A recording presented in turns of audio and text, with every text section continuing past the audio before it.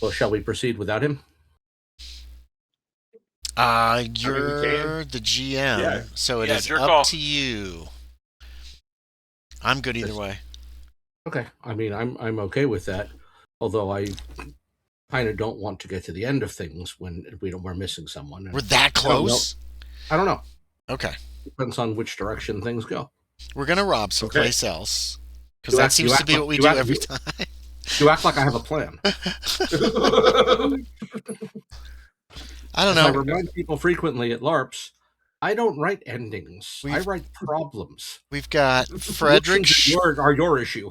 We got Frederick Schmidt, the academic. We got William D. Owens, the crazy occultist, and we got Houston Sheridan, the writer of the book. Those are the three names that I pulled out. Yeah, so out of character.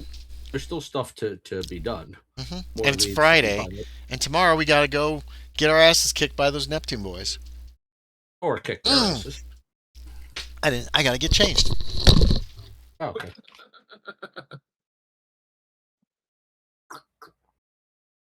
All you gotta do, Andy, is put on suspenders. He probably can't hear because he was wearing a headset. So yeah. Oh, I'm regretting not having enough water. So now I do. That's why I'm drinking beer. Well, I forgot my costume. I'm feeling kind of dehydrated, so now I have water. That'll do you. Oh, you have a costume. Cool. Pretty sunny today for you? No, actually, mostly it was raining when I got there. Oh, okay.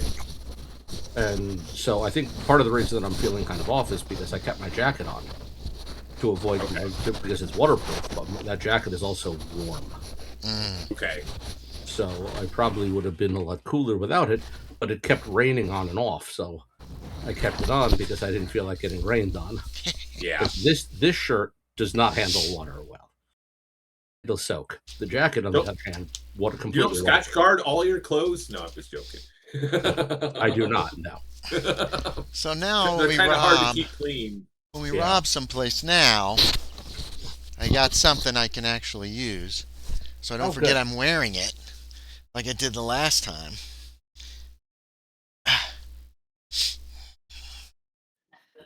Well, all right. Stylish.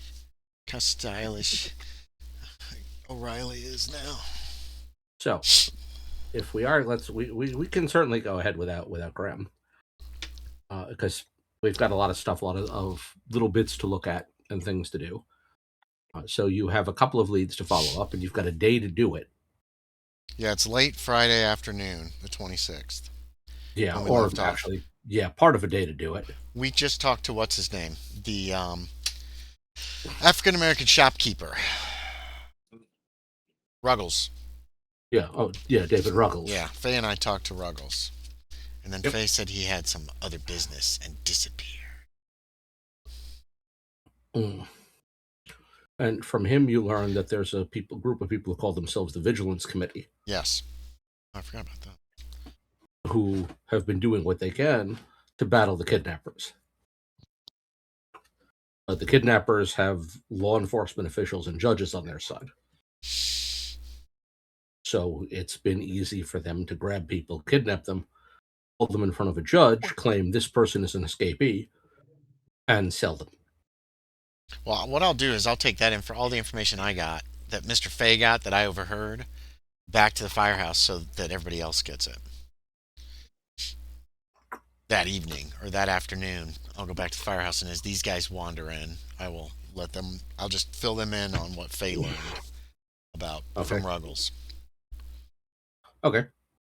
So you guys, the rest of you are out of character. You're aware of that then? Okay, so I'm not really. Okay. I mean, look. He basically, Ruggles told us about the Vigilance Committee, the fact that the ledgers were going to be good evidence possibly against this captain on the Brillante, I believe, and that he might actually be able to do something about this right now. He told us they think that there's a slave being held at I always forget this guy's name. Samson's partner. Let me pull up the list of names. I sent you a new one too. Oh, okay. So Let me jump over there then and get it. The fuck is his name? There it is. Wilkerson. That's it. But there's Yeah. probably definitely one in Wilkerson's house. We think that Meek. Oh, he said Meek's is an evil guy who deals in slaves too. Yep. Yeah. And we have So you're dealing with some terrible people here. Oh yeah, they're the worst. We should kill them. They should have terrible, terrible accidents, Mr. Tully. Terrible accidents, like down the stairs. It would make Mr. Fay so happy. Am I wrong? If they were to fall down the stairs. Yeah, or sometimes you miss the fire pole when you go to jump down head first. Yeah, they got those masks. Maybe he was drunk. They got those masks. They'll tell on us if we do anything in their firehouse. Yep. It was what's his name? Mike Walsh, I think it was, who was a labor activist, crusader, general all around interesting dude. Mm-hmm. Died that way, essentially. He fell headfirst down a flight of stairs. Oh. And as far as the police were concerned, it was probably a homicide. And the list of suspects is basically who's currently in Manhattan. That's half the list of suspects. Where the other half? Possibly Brooklyn. So, in other words, it's almost certainly it was a homicide and it was never actually solved. So we figured out that these people are connected to our rival firehouse, basically. Yeah. We're guessing that we know Wilkerson donated $200 to the Neptune Company. Yes. And they have one of those masks in that freaking armoire on the ship. Yes. Yeah. So that's a weird coincidence. Yeah, that's two points on a line is not a coincidence. Right. Because now you have 2 points on a line. You have the financial record and the fact that they both have what appear to be the same sort of African-style masks. Yeah. And I wouldn't be surprised if Wilkerson has one in his house somewhere. I wouldn't be surprised if Meek has one in his house. That's true, too. So, although maybe Meek kept his at the fire station. Maybe. So we got the thing tomorrow. We have 3 different names we could talk to tonight. Yep. Schmidt, Owen, and Sheridan. Sheridan wrote the book, the English book with all the spooky stories in it. And I don't know. Yep. Burke knows that Faye made up some story about having proof that his stuff was true or something like that. I don't know if you guys want to do anything with that. Or we could just hunt down all the guys in the Neptune Company one at a time and just beat the living shit out of them and leave them for dead. And well, you're gonna get a chance to beat the shit out of at least a few of them tomorrow. Yeah, but I mean, beat them all. So I don't know. What do you want to do, Mr. Tully? You're in charge, Sean. Yeah, I know.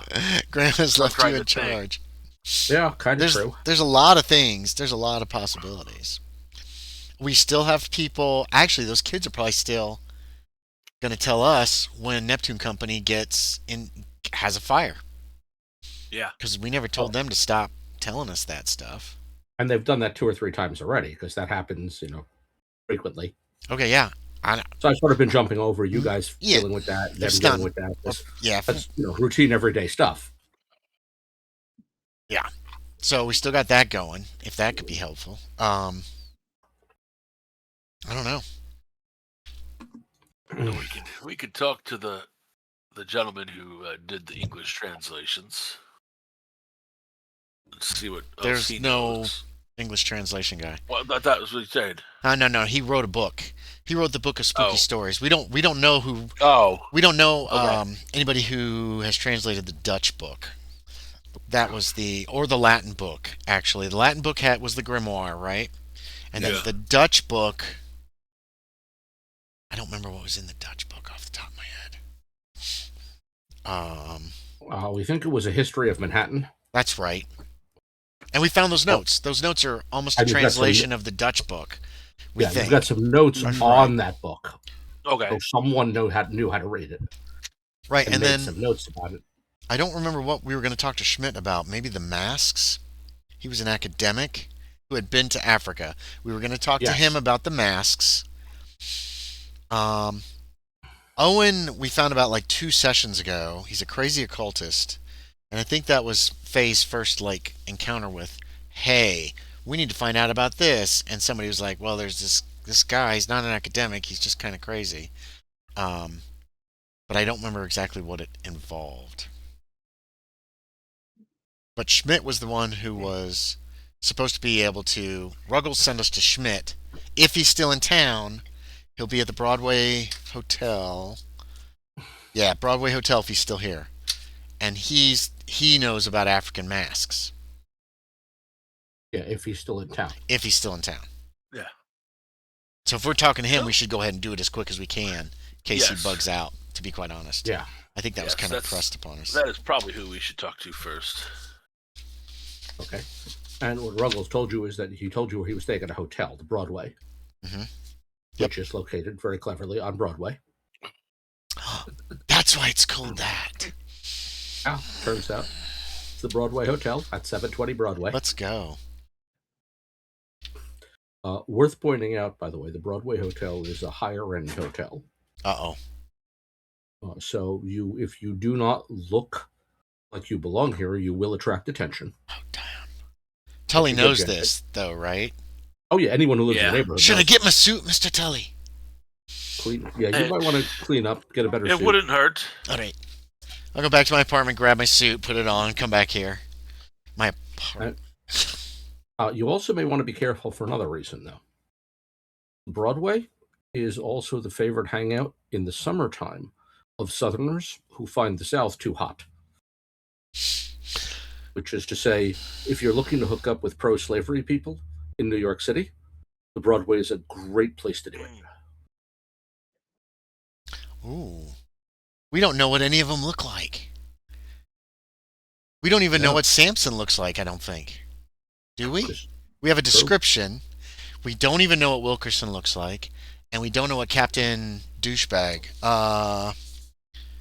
Nicholas, I think. Yeah, Nicholas. We don't know what he looks Nicholas. like either. Yeah, no, you've never Um, seen them, and you've never seen their faces. Right. Okay.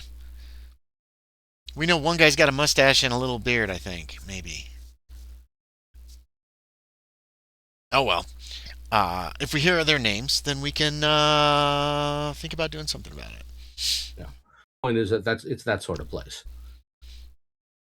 Because rich white people who live in the South often come north for the winter because it's, Rich. hot in the South. You said they're rich, Mr. Tully. Yeah, Yes. Broadway is an upper class hotel. It is not cheap. Ooh. It's a place you stay if you have real money. I didn't put anything in sleight of hand, so I'm not going to worry about stealing stuff from the Broadway. All right, let's go to the Broadway. Okay. Well, I dressed up. I got my suit on, my green suit. them too. And this is like, when you in a hotel like this, as soon as you enter, you get that sense of luxury. Like the lobby has plush carpeting, mirrors, thick, comfortable furniture, Probably a crystal chandelier. crystal chandelier. Yep. Bellhops and hotel officials in crisp uniforms who are ready to take your bags, Mr. Tully. do whatever else you need. Mr. Tully. Should I try my American accent? I think it'd be best if you don't. Oh, all right. Are we trying to blend in or cause a scene? I'm dressed up. Cause a scene. Dude, cops will be here in 10 seconds if we cause a scene at Rich Place Hotel. Now, the other thing is that the lobby is a very public space. So you're not attracting, unless you look like you don't belong, you won't attract attention in the lobby.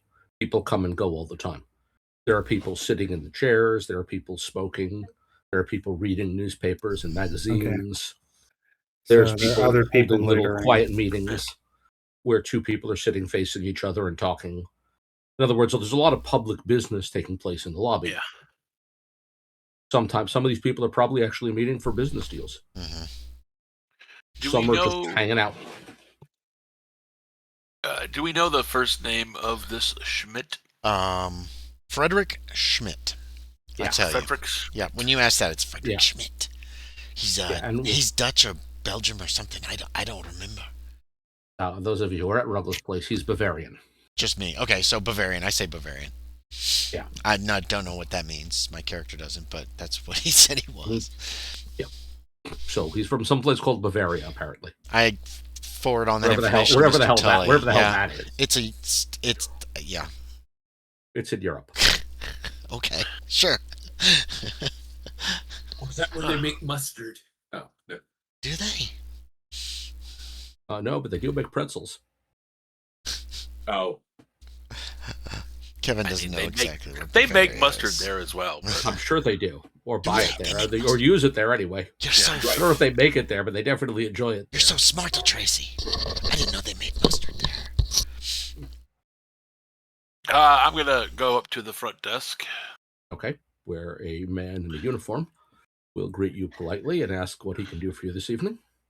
I'm wondering if a Mr. Frederick Schmidt is still staying here.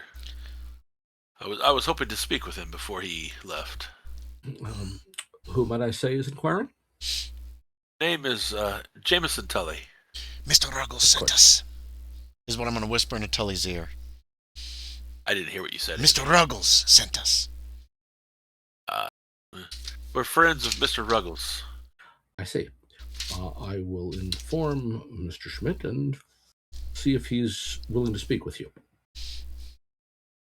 In other words, he's not going to give you out a room number or anything like that until Yeah. the hotel guest wants to talk to you. Yeah. So what he does is he summons a boy, clearly a bellhop, writes something on a pad, rips off the page, and hands it to the bellhop, who then takes it to the stairs and runs somewhere. It'll be a couple of minutes. Right. Is there a bar or anything in this place? Or a restaurant connected to it, or? Both, actually. Ooh. So on one side of the lobby, you've got a full-service restaurant. I'm going to nudge Mr. On Tully. the other side, you've got a bar Right. where they serve basically nothing more than drinks. I'm going to nudge Mr. Tully, and I'm going to give him a point towards the restaurant and a point towards the bar, and then raise my eyebrows at him questioningly. If you want a more private place, the restaurant is better. The bar has few tables. It's a bar. Mm-hmm. Whereas the restaurant has tables. You can sit there for as long as you like. The bar is for drinking. Yes. I'm waiting Both, for an answer. both are open at this hour, of course. Yeah. See if you all can get a table in the restaurant. Oh, I could wait here for you if you want, Mr. Tully, to get your own table, sir. I know how important you are. I want to make sure that the guy behind the desk hears that. Okay. He probably did, but he doesn't indicate. No, that's okay. It's just loud enough for him to have overheard us, because we're still standing pretty close to the front desk. Mhm. Now, did all of us go, or is it just? I think everybody's here. I'm Okay. definitely next Everyone's to you in the when you went lobby. up. I don't know Yeah, so if Fergus and I was gonna go up and get the table, but I realized, do you want all of us sitting at the table, or do you want us posted up on lookout? Oh, Would it be weird if all four of us? No, not particularly. we could even just Yeah. tell this guy here that we'll be in the restaurant when Yeah, you can. we get word. We could do that. yeah. Yeah. And we could just all go in there. And the hotel, Yep. the desk manager will send Schmidt to Yeah, the we'll restaurant. do that. Right. Okay. Okay. If he's willing to meet with you. Restaurant's and sure fine. enough, so you'll secure a table at this hour on a Friday. You're lucky to get one, to be Ooh. honest. The place is pretty crowded. And if you keep your ears open, you'll hear people talking. Ooh. Among other things, you will hear people talking business, people angry about people who are opposed to slavery. So somebody mouthing off about it, fucking abolitionists. Nice. And how every one of them should be burned or set on fire or something. And a woman at the table being like, that's okay, that's enough. We're done with politics for now. Basically trying to talk down a guy who's clearly already started drinking. Awesome. So you get stuff like that occasionally. And the reason you hear him is at least he's talking loudly. Okay. And then the woman is backing him down. I want to make sure I know his face, so I'll recognize him Okay. later if I ever see him again.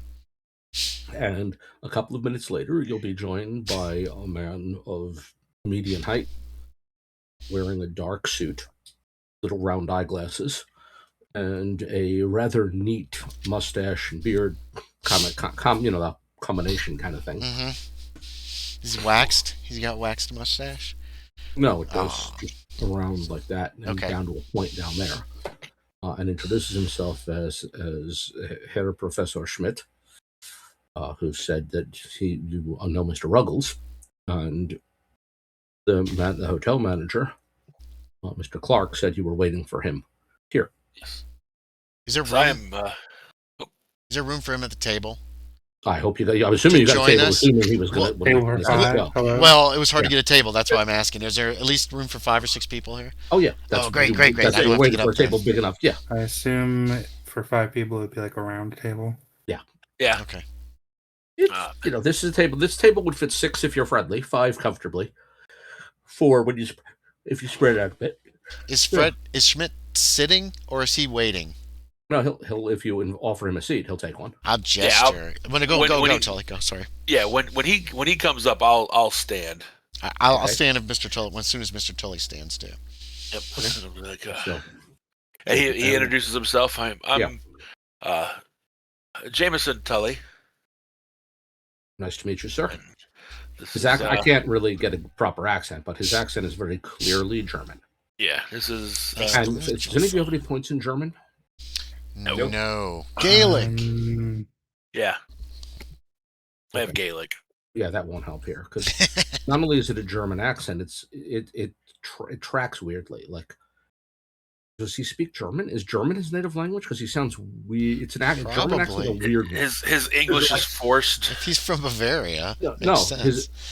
his English is pretty good actually, but there's clearly an accent there. There's a man who clearly learned English as a second language. Jawohl, I am Herr Schmidt. Herr Schmidt. But if you've met anyone else who's German, you won't recognize his accent. Okay. We've probably run So into it plenty of sounds weird like Germans down in Five Corners. Yeah, plenty of Germans, Yeah. but that's what makes But his not accent sound so weird. Bavarians. Yeah. Yeah, at a meta level, Southern German sounds different. Mm-hmm. In other words, most of the immigrants you've met from Germany come from places like Saxony and Hesse-Kassel and whatnot in the north. So this guy is clearly German, and to your ear, his accent sounds weird. Yeah, he's Black Forest German. And he makes He's- no effort to bury an accent. So here's the thing. He sounds like my mom. Does your mom speak She's Southern fluent accent in German? My mom taught German for 35 years. How about that? They called her She Frau. also lived in Germany. She also lived in Germany. She too, lived at in one point. Austria for a year. Okay. Yep, the southern She, part. when she was a sophomore, she studied in Salzburg for a Oh. year.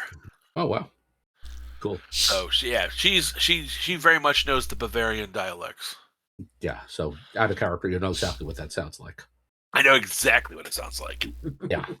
I have a vague idea what she Yeah. sounds like. I'm sure Aaron and Andy have heard my mom speak German at some point. I don't think I But they ever don't. have. Yeah, Huh. it's all right. I haven't Okay. seen. I've never spent a lot of time with your mom. Yeah. Oh, You know what I mean? and incidentally, it says something about how long he's been here. That the waiter comes over, the two of them exchange a nod. And he the brings waiter- a drink. The waiter goes away, and the waiter comes back with a bottle. Oh, Ooh. I like that. I don't know if any of you have ever had schnapps before, but try not to. Probably not real schnapps or very good No. schnapps. Yeah, because that's what the waiter has brought a bottle of that and glasses. Yes. So he joined us. He's sat down by Yeah. now, right? Okay, thank Yeah. God. I wasn't sure And if we got that apparently far. has Yes. asked the waiter to bring a bottle over for everybody to share. Oh. We Because assume the she. waiter. Well, the waiter has put out 5 cups and now begins Ah. pouring them and puts them in front of you. Did- So yes, clearly, Did Tully get menus or get us food? probably waited for him to show up before you. Oh, okay, that's a good idea. Yeah, that's case we true. wanted Gosh, to I'm eat. such a Philistine. Okay. Or maybe started on a first course. Or an appetizer. Yeah. Some shrimp. Menus. I don't know if you've ever seen menus from this era. They tend to be multi-course. Oh God. So- Okay. You'll get 4 or 5 different courses. Also, if you don't read French, you may not understand some of the menu. Yeah. Nope. I'm gonna let Mr. Because Tully order for A all. of us. large amount of the menu is in French. Now, some of it is stuff you'd know in English, like words like consommé, for instance, Yeah. or filet. I was gonna say how much French carries over to Latin Well, potentially. here, not a great deal, but notice how many of these Okay. words carry over in English. Yeah. Like, we don't think of filet as a French word. Yeah. Right. It is. Right. It's Yeah, Yeah. totally. Yeah. So some of it you'll recognize if you know anything about food. Because the language, our language of cooking is largely French. Yep. Okay. The point is, at a restaurant, they haven't translated it. The idea is, at a restaurant like this, if you don't know what a consomme is, they don't care. If you don't know what a filet is, that's a you problem, not the cook's problem. Yeah. That's the way these things work. So the waiter will distribute menus. Oh. And yeah, if you don't know your way around French well, you may have a limited. I mean, some of the things you'll recognize. I look at Mr. Tully for help. No, wait. Let's see if Kevin has a brilliant idea. Let's see if O'Reilly has a brilliant idea. With an 01, he certainly does. That's a place to What use would you recommend there, Professor Schmidt? Oh. And then I look at the rest of them like I'm a genius. If I may. Oddly enough, I was gonna recommend the same. Like he's been staying here a while. What's the best on the menu? Yeah. Well, I beat you and too. So what will follow is a conversation with the waiter that takes place largely in French. We'll just nod along as if we Yep. understand. And the waiter goes away apparently satisfied. Okay. And then food will start arriving. Oh boy. So apparently that just happened. So he, apparently he told the waiter that what they should bring, and now food starts happening. Awesome. Mr. Smith. As I said, I am Jameson Tully. These are my friends, Mr. O'Reilly, Mr. Burke, and is it Tracy? Yeah. It's O'Treasaigh. And Mr. O'Treasaigh. Oh. We Irish were American told by the accent.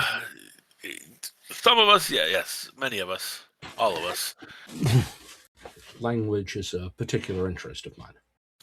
Well, Mr. Ruggles had also said you had an interest in African history.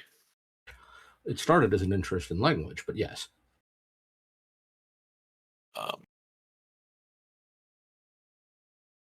We recently have come across some, as best we can assume, would be some African masks. Well, Africa is a large and multifaceted place. Yes. From Western Africa is what That Mr. Face said. narrows it down some, but not as much as one would hope. Magic masks. Well, they're That said to be. narrows it down not at all, I'm afraid. Oh, damn. Perhaps Songhai, Igbo, Dahomey. You know where they're from. What was that word that you told us, Mr. Tully? What is that word I told you? Problem is, most of you have never heard of most of these places. Ojamba. And some of them may not exist anymore. Hold on. He called the masks something. Igho? No. Igbo, maybe? Igbo.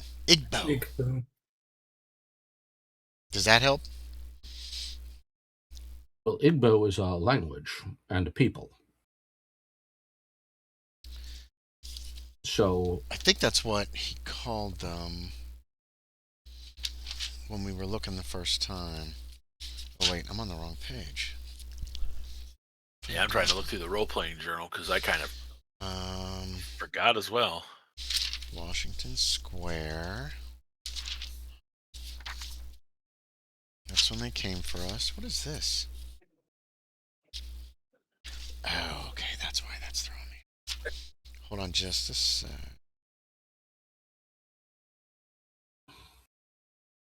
he had like this moment, and he was like, "Oh, these are obviously this." It was in reference to who they were supposed to be representing.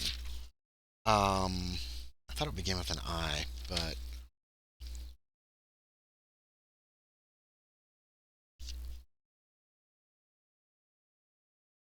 unfortunately, my handwriting is really bad. Yeah, it's not good when you can't read your own handwriting. Because I jot things down as quick as I could. There's the Yeah. mezuzah. It was after Yeah, the that's not- mezuzah.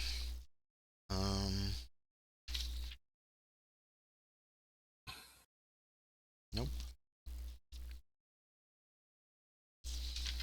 Nope. I didn't think it was after. Thought it was Igbo. Well, These from aren't- what Schmidt can tell you, the Igbo are a people Mhm. and a language.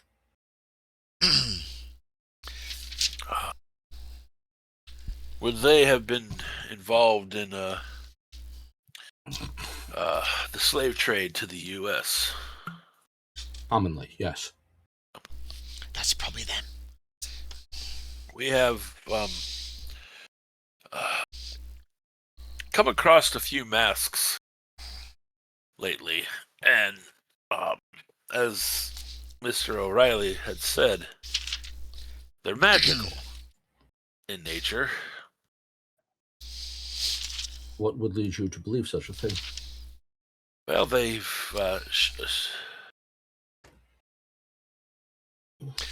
didn't one shriek at us? That's what they were. That's what we were told, sir. They were.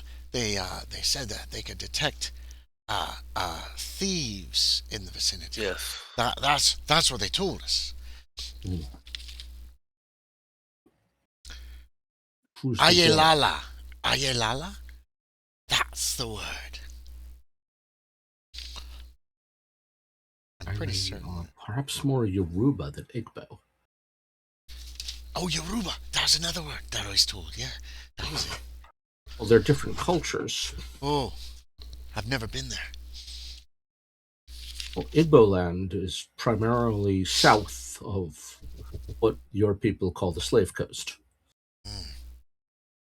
But Igbo speakers have been a popular target for slave raids.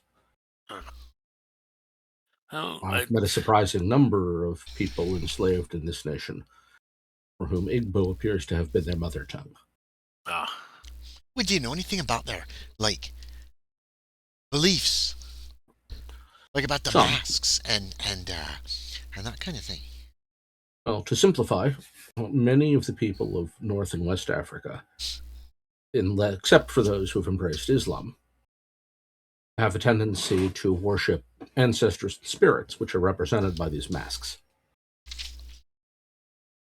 Would any of these spirits be able to create a spontaneous flame within a body?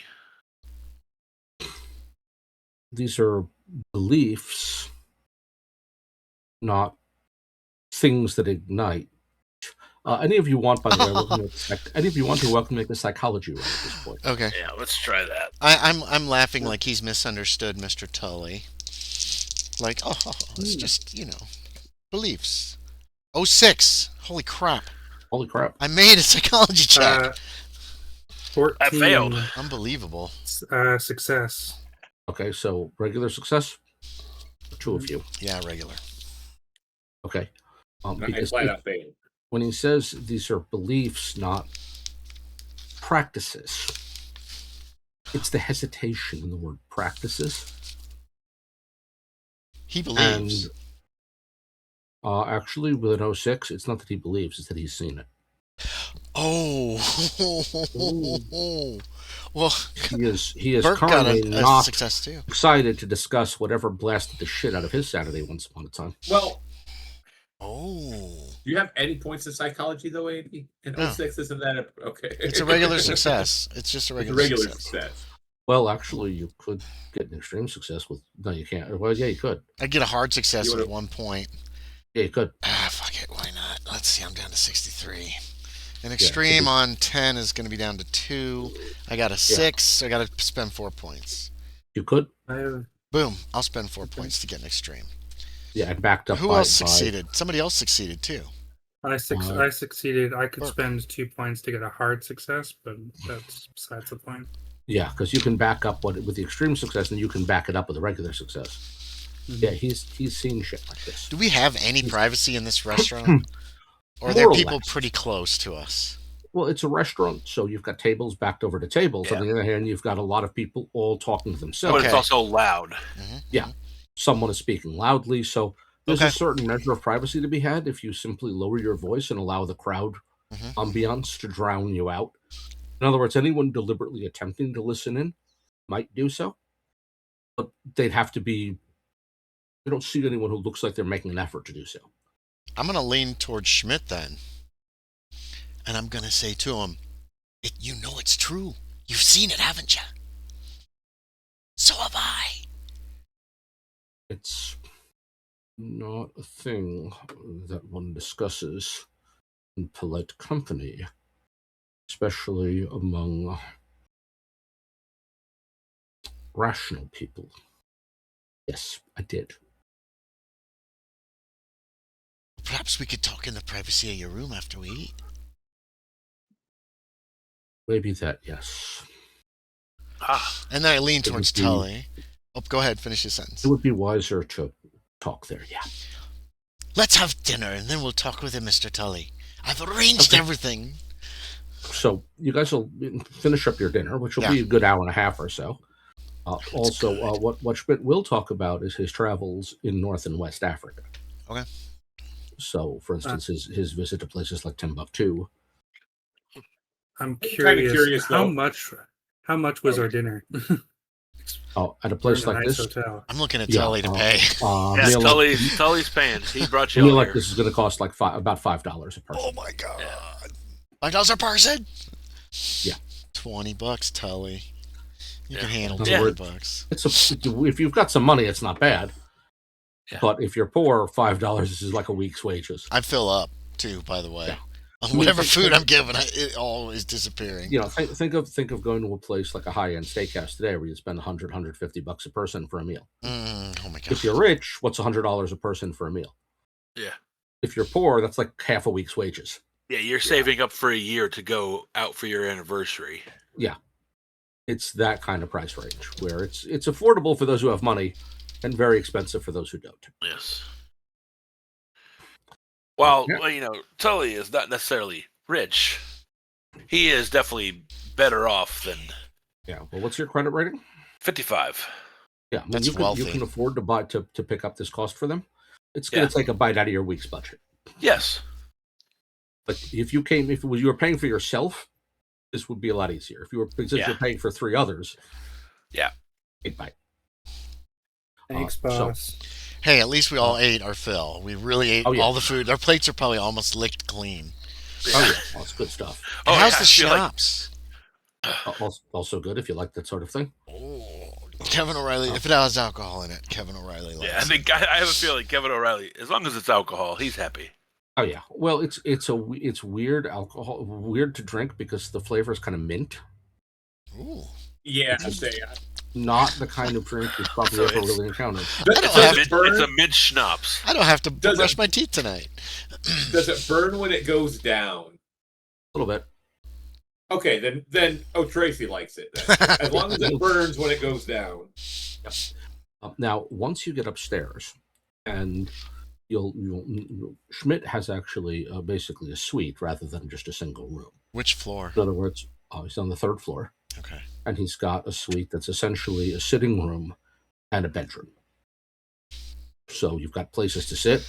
He'll hold off on talking until a bellhop comes up, bringing another bottle of brandy. Oh, So you've got some after-dinner drinks. I don't think O'Reilly's ever had brandy or schnapps before. Like, Yeah, well, this is higher ed stuff. yeah, exactly. And this I simplify because you'll be here probably 2 or 3 hours. Mhm. Yeah. But he'll However- tell you However Schmidt does with his brandy, Kevin will imitate. You know what I mean? And he's only Gotcha. taking little sips because it's so good. Yeah, well, you're supposed to drink it like that, Sip it, don't chug it. Yep. Or You shoot mean it. you don't mix it with pina colada mix? There's no pina colada mix in 1944. Yeah.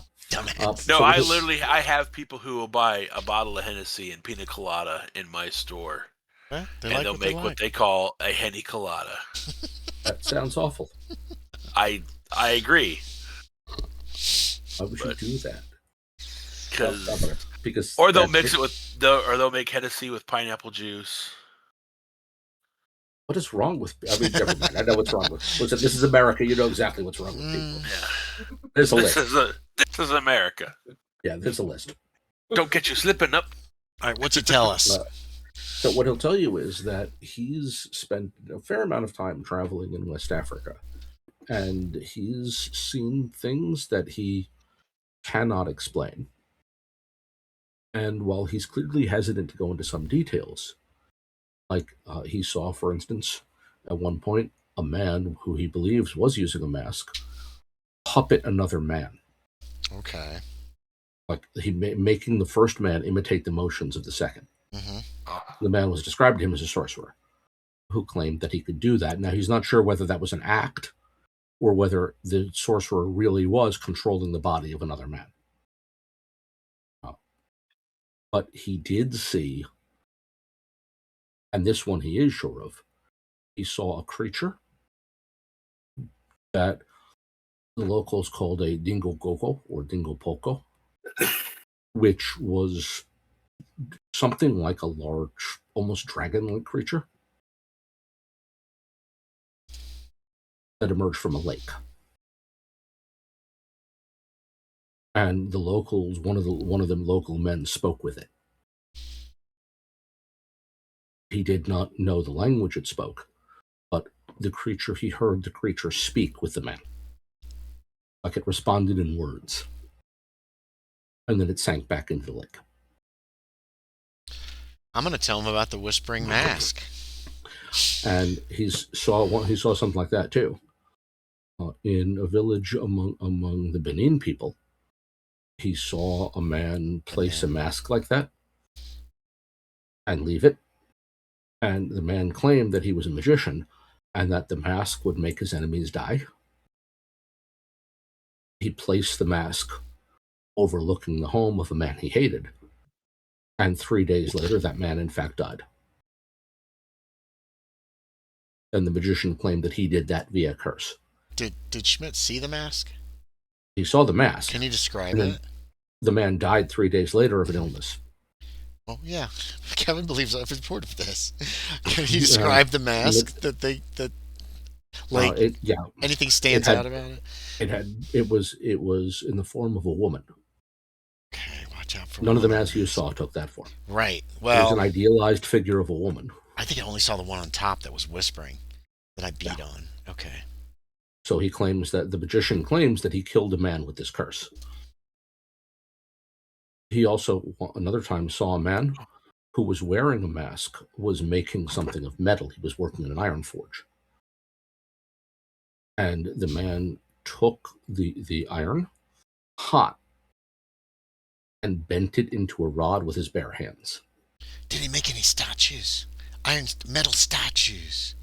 No, What? he made a rod out of it. What? There was a statue. I'm gonna try to describe it, but I'm gonna point towards Tully because he's more educated than me. That one that we didn't recognize. There was 3 statues, Yeah, they were and Orisha. there were 4. The Orisha. There were 3 Orisha, and there was a 4th one that we didn't recognize. Yeah, and I wish Faye was here. without having it in front of me, couldn't tell you what that is. Yeah, that makes sense. But those are the kind of things he's seen. Like he saw a man, smoothing a metal rod with his bare hands while it was red hot. While wearing one of these magic masks. He was wearing a mask while he did so. Well, is there anything you could do? But he wasn't wearing gloves or a shirt or anything to protect his body while he was handling red hot iron. Is there anything you could do to stop these masks? He has no idea how they work, just Okay. that they do. But he's seen men use these things. Did the magician actually make a man die by a curse? He doesn't know. But Yeah. the magician said he did so, and sure enough, the man died. But you saw the So- man with the iron. That the creature that spoke Oh yeah, and that. the man who handled the red hot iron, those are the things he cannot explain at all. He knows what he saw there.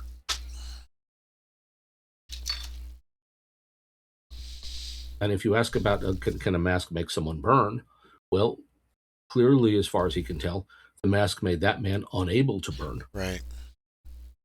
He didn't burn his hands. So it probably could make someone just burst into fire. So perhaps it could be used another way. I mean, clearly it protected him from fire because he was literally handling red hot iron. He asked later, and he said that the ironmonger was making a weapon. That the rod he sculpted with his hands was a weapon. The kind of weapon that a magician would use. Okay. But he doesn't know any way of, like, dealing with these masks at all. No, he never put one on. He never wanted one. No, but he didn't hear anything? That's what I'm wondering. You've got to understand, he says, people do not talk about these things. The men who make them belong to secret societies. What little I learned by happenstance. They do not talk to outsiders. So at this And I was an time, outsider. at this time, it would seem the best way to deal with people with these kind of masks is to just eliminate them. Well, they are still men, same as any other. Yes. From what I gather and from what Mr. Ruggles has told me, my guess here is that some of these were men who were enslaved by Americans who brought this knowledge with them. And if they could not, they wouldn't be able to use it much unless they could make these masks for themselves, even if they knew some kind of sorcery. Or if the They Americans need the right that tools to make enslaved them took the masks. Either took them or forced them to make them. Yes. Well, Mr. From what I Ruggles, understand, the mask maker societies make these masks, and while most of the time only the mask makers may wear them, under some circumstances they will give one to someone who is not in the society Okay. what if they're for one forced? reason or the next. What if they're forced to do that, like they're slaves? I suppose it could be done that way. I don't know. Would they? No one ever mentioned such a thing, but I can't imagine that if you put a gun to a man's head and said, "Make me a thing or I'll murder you," he might. So it'd only be the man who made the mask who'd know how to unmake it or stop it. Oh. You think? Mr. Ruggles seemed to think you would know about that statuette that we found. Well, if you had it here, then I might. From a description, I'm afraid I can't do much for you. Mr. Tully, I could go fetch it. How quickly Very could you good get it? leader. If you give me $2, I could take a. Well, they have cabs, right? Yeah, you could take a. I could take a cab and be back in less than an hour. I could probably be back in less than half an hour. If that's all right with you, Mr. Schmidt. Mr. Fay, he's another associate of ours, seemed to think it might be of some importance. He asked Mr. Ruggles about it. Mr. Ruggles recommended you would likely know, or maybe would know, because you know much about Africa.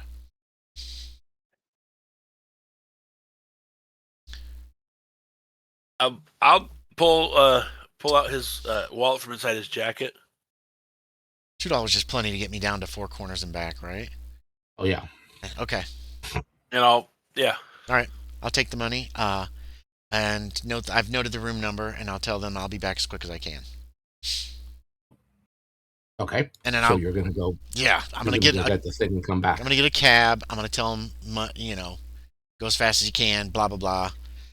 Okay, so you're gonna get the thing and come back. Mm-hmm. Are the rest of you just gonna hang around until that happens, or are you doing anything else? Yeah, I'll be eating and drinking, I guess, as long as we're here. There's still Yeah, well, food. It's just brandy. There's not much left But- to eat, Yeah. but there's brandy Yeah. and cigars if you want them. Oh, Oh, yeah, definitely a cigars, cigar. Yeah, he's also got Since cigars. we're to go in off this the order. academic's room, I assume he has his academic books out. He has some books are shelved. Others are, you can see there's a couple of chests. So some books are stored in chests. Some are actually on shelves. So, I'll peruse with my eyes and not go through his chests because he's still Okay. here. Well, a library use roll will tell you something about what's here. All right. I'd want to do the same thing. Library skills. Is dark yay. African sects there?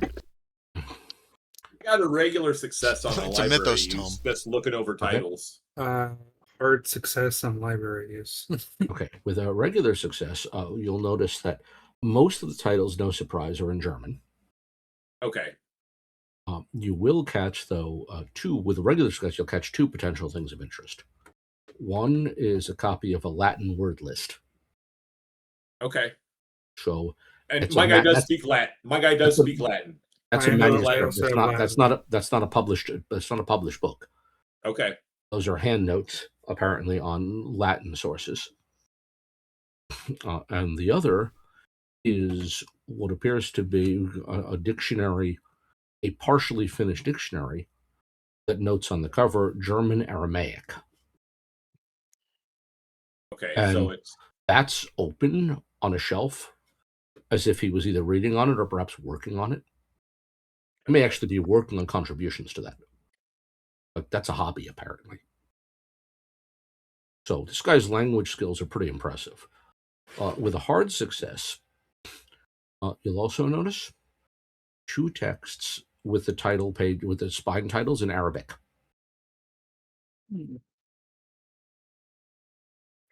And he did say that he had been to Central Africa, to North and Central Africa. Those are almost certainly Arabic texts from that area. We've not found anything in Arabic in all of this yet, have we? No. Okay, I didn't think so. So even with a hard success, there's not a lot that's visible that helps directly, but clear knowledge. This guy's knowledge of languages is impressive. And open a page of notes, which is what appears to be notes in Igbo to German. In other words, notes for what might be eventually an Igbo German dictionary. So an Aramaic dictionary that someone else is working on that he's contributing to, and possibly his attempt at some point to publish a German dictionary of the Igbo language. Could I get a vibe check on it as I'm looking over this guy's notes and obviously his work? Because is he nervous? No, actually. And if you notice this, he's happy to talk about it. Like a lot of people who have these kind of niche interests, he's thrilled to talk about it. And want to get away from the crazy shit he's seen, and more than happy to talk about linguistics and the various languages of West Africa and how there's disjunctions at points, and the influence of Arabic on languages like Yoruba or Igbo. To pass the time, like I remember Burke went over the Dutch notes. Yep. So I could talk to him about that. Yeah. The Vonderheer is an author he's passingly familiar with because he was a Dutch explorer. And part of the reason that Schmidt came to America was an interest in the Algonquin language. And a theory that suggests that some African American dialects lean as much on Algonquin as they do on traditional African languages. That's kind of one of his pursuits at this point. So from there, what he can get you is the fact that Vonderheer, the Dutchman, he likes as an observer of American culture. He's never actually had a chance to sit down and read that book, but he's familiar with it and figures he can probably get by in Dutch if he has to. In other words, if he had a copy of that, a dictionary in a little time, he could read it. He'd probably need a dictionary for a few things, because he's not fluent in Dutch, but could push his way through it. Do you actually have a copy of Vonderheer? I feel like it'd be a luck roll. I know you guys have it. The question is whether it's here. So I leave it up to you if it's the kind of thing you bring with you. Would someone have thought to bring it? Yeah. We So I didn't. leave it up to you as to decide whether you would have brought it with you, or you could send someone to go get it as well. You said a luck roll. O'Reilly gets back, and you're like, "Go get this other thing." No. Or, Say, you know what? Tracy can A luck go roll get is fine if you can't decide. Let's do that then. A luck roll Yeah, to we'll see try whether it. you pass it. I'm trying to get under or below my luck. Below. Always under. Always Yep. under. Always under. Yeah, you always And want lower I numbers. failed. Well, it's only in this case just Josh because he's the one who brought it up. Okay. So Also, he's the one who owns it. I also failed. So no, 91. you didn't pack it wherever you left it last. Yeah. Which I believe is at your shop. It's at his house because he's the one who had that book. Yeah. Oh, okay. So you'd have to go get it. Or you could send it, and have him, if you want him to look at it, he'd be happy to take a look at it. It's one that's always been on his list of things to read. Just never found a copy. Yes.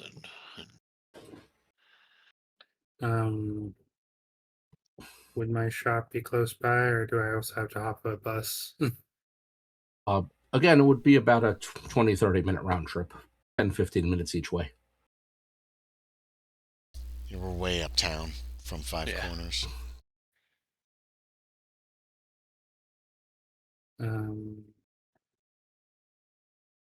I looked to Tully because, like, would it be okay if I made another round trip? I think we could entertain doesn't Mr. matter. Schmidt long enough for a book that he's been looking to get his hands on for a while. Okay. Okay. I'll step out then and head home for the round trip. Okay. My apologies, Mr. Schmidt. No, not at all. We did not understand how much you would know of what we were interested in. Well, Ruggles pointed you in the right direction then.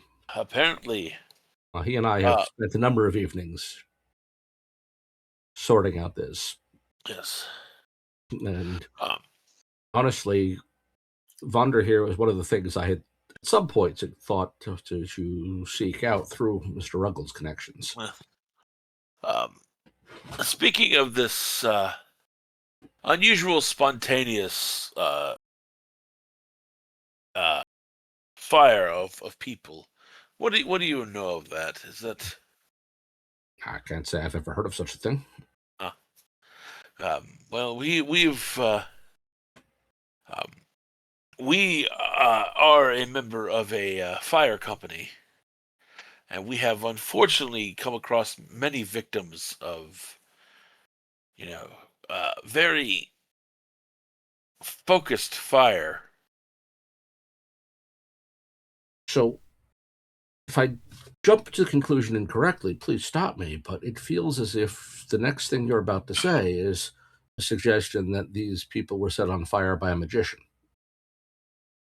Well, I mean, it would appear so, sir. I mean, well, magicians here in America are, sleight of hand and tricks. No. You're talking we are new to what you think of as a magician. No, you're talking about the sort of things that I saw as well. I mean, this land is as full of strangeness as any, and unknown creatures, and God knows what. But here we're talking about murder by fire.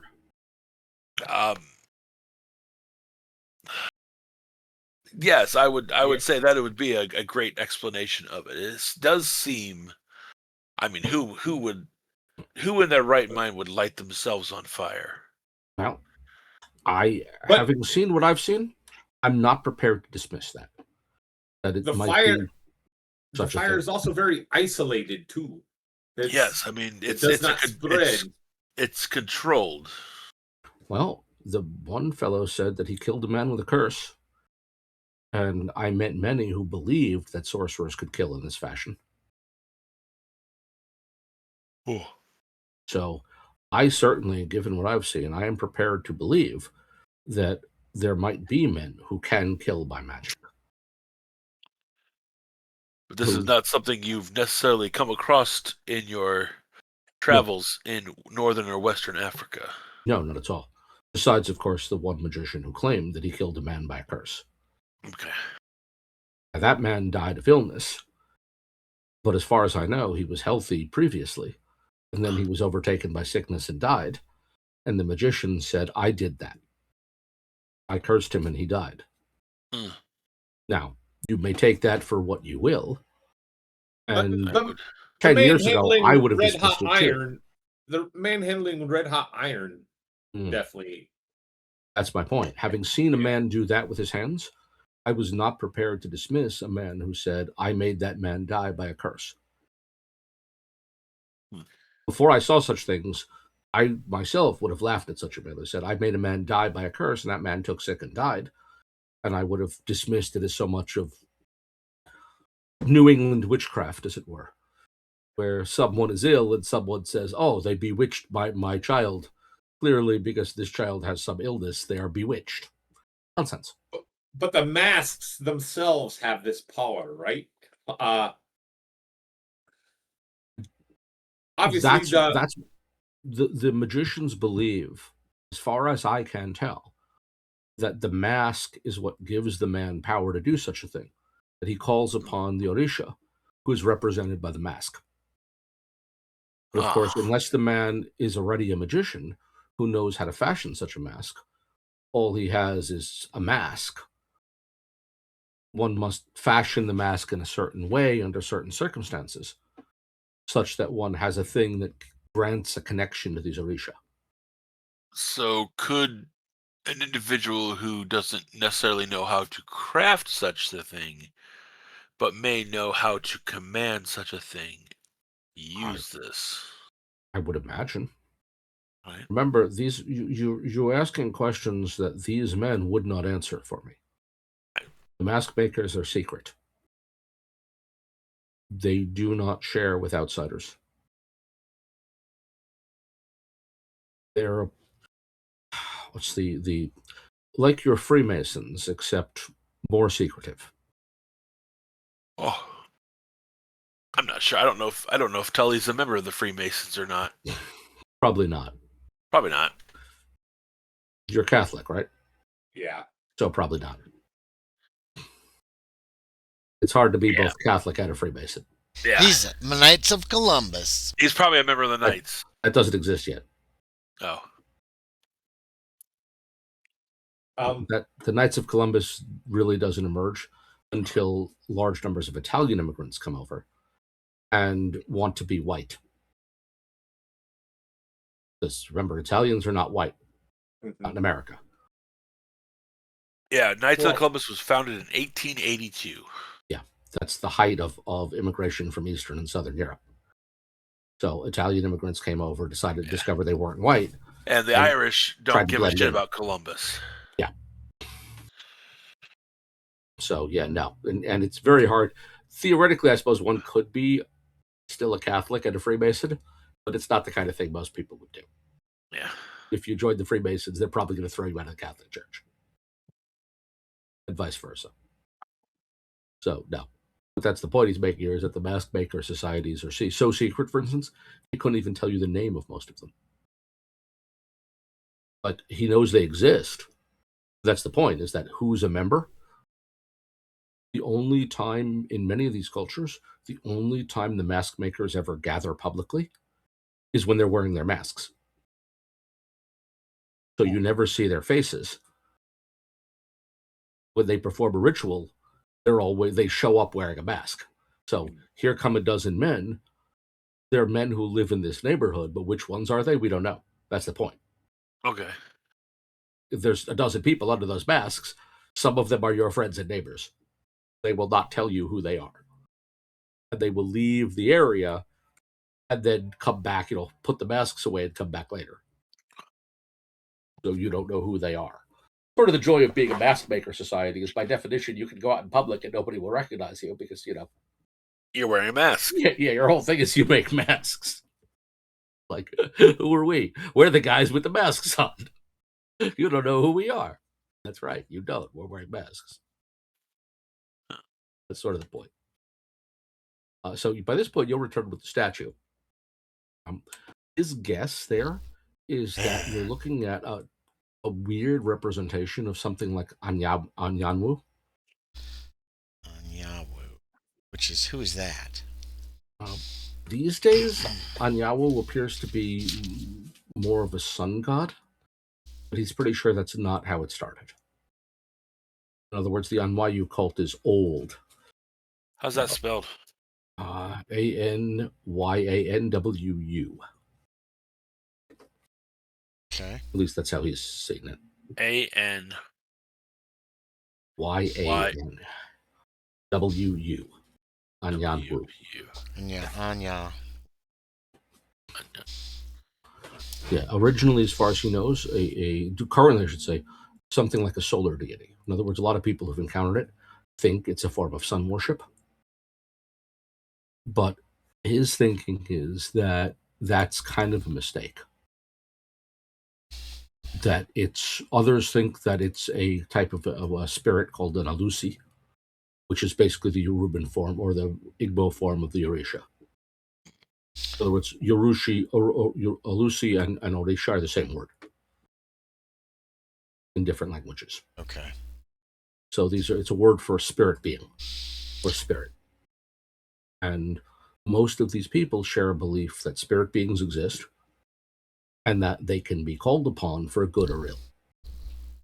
So the Anyanwu statue is probably a nod to a being that somebody believes can be called upon to act in the world.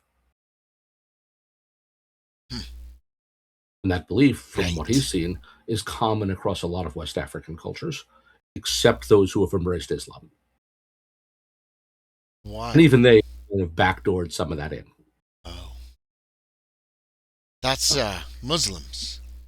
Yes. Great. Yeah, they don't accept the worship of other gods, but like Catholics, they've incorporated a great deal of pagan tradition into their worship. The Catholics have. Wait, did you know that about your own religion? No, that's not what they taught me in Sunday school when I was a child. Yes, well, we tend to avoid that. Oh. But it's true of the Catholic Church as any other. Are you a Catholic? Elements once. Oh. Once upon a time. Well, you learn something new every day. Don't you, Tracy? Well, I do. All right, I'll bag it. You'll also come back with the book. Yeah. Mm-hmm. Yeah, we make small talk until he comes back. Yeah. This is something he's going to need some time with, if you don't mind loaning it. How long? Yeah. How long are you in town, Mr. Schmidt? Well, was planning on leaving probably next week, but maybe he'll stick around a little bit longer. Tell him where the firehouse is. That's how you can contact us. I'll give him the address to the firehouse. Mm-hmm. I don't hold office there. No, you have an office, I believe, at a tavern. Yeah. I'll also give him the address to my office. Okay. So I bag up the statue again. I don't want anybody to see it. So that's what you got for a Friday night. Now, by now, of course, it's kind of late. So tomorrow you have a meeting in Washington Park. Everybody does. The whole fire department does. Yeah, your company and theirs. I will take the statue back to Faye's place tonight before going to bed and everything. Okay. He's in kind of charge of it. Fair enough. Okay, so in that case, that will explain where he is on Saturday too, won't it? Well, will it? I think he got sick. He got food poisoning. Faye did, and it's put him under the table. Yeah. Well, Saturday you'll be at the park with your whole company. Oh boy! And there's their boys. And so you've got basically about 20-ish guys on a side. Of course, you'll want to turn out, in your uniforms as good looking as you can. And you'll notice that at the park, there's people gathered. Like, people have heard about this. So you've got a lot of local residents, including a number of women, who've come out to see this competition. Oh boy! So there's a bunch of people who would like to be, who are available to be impressed.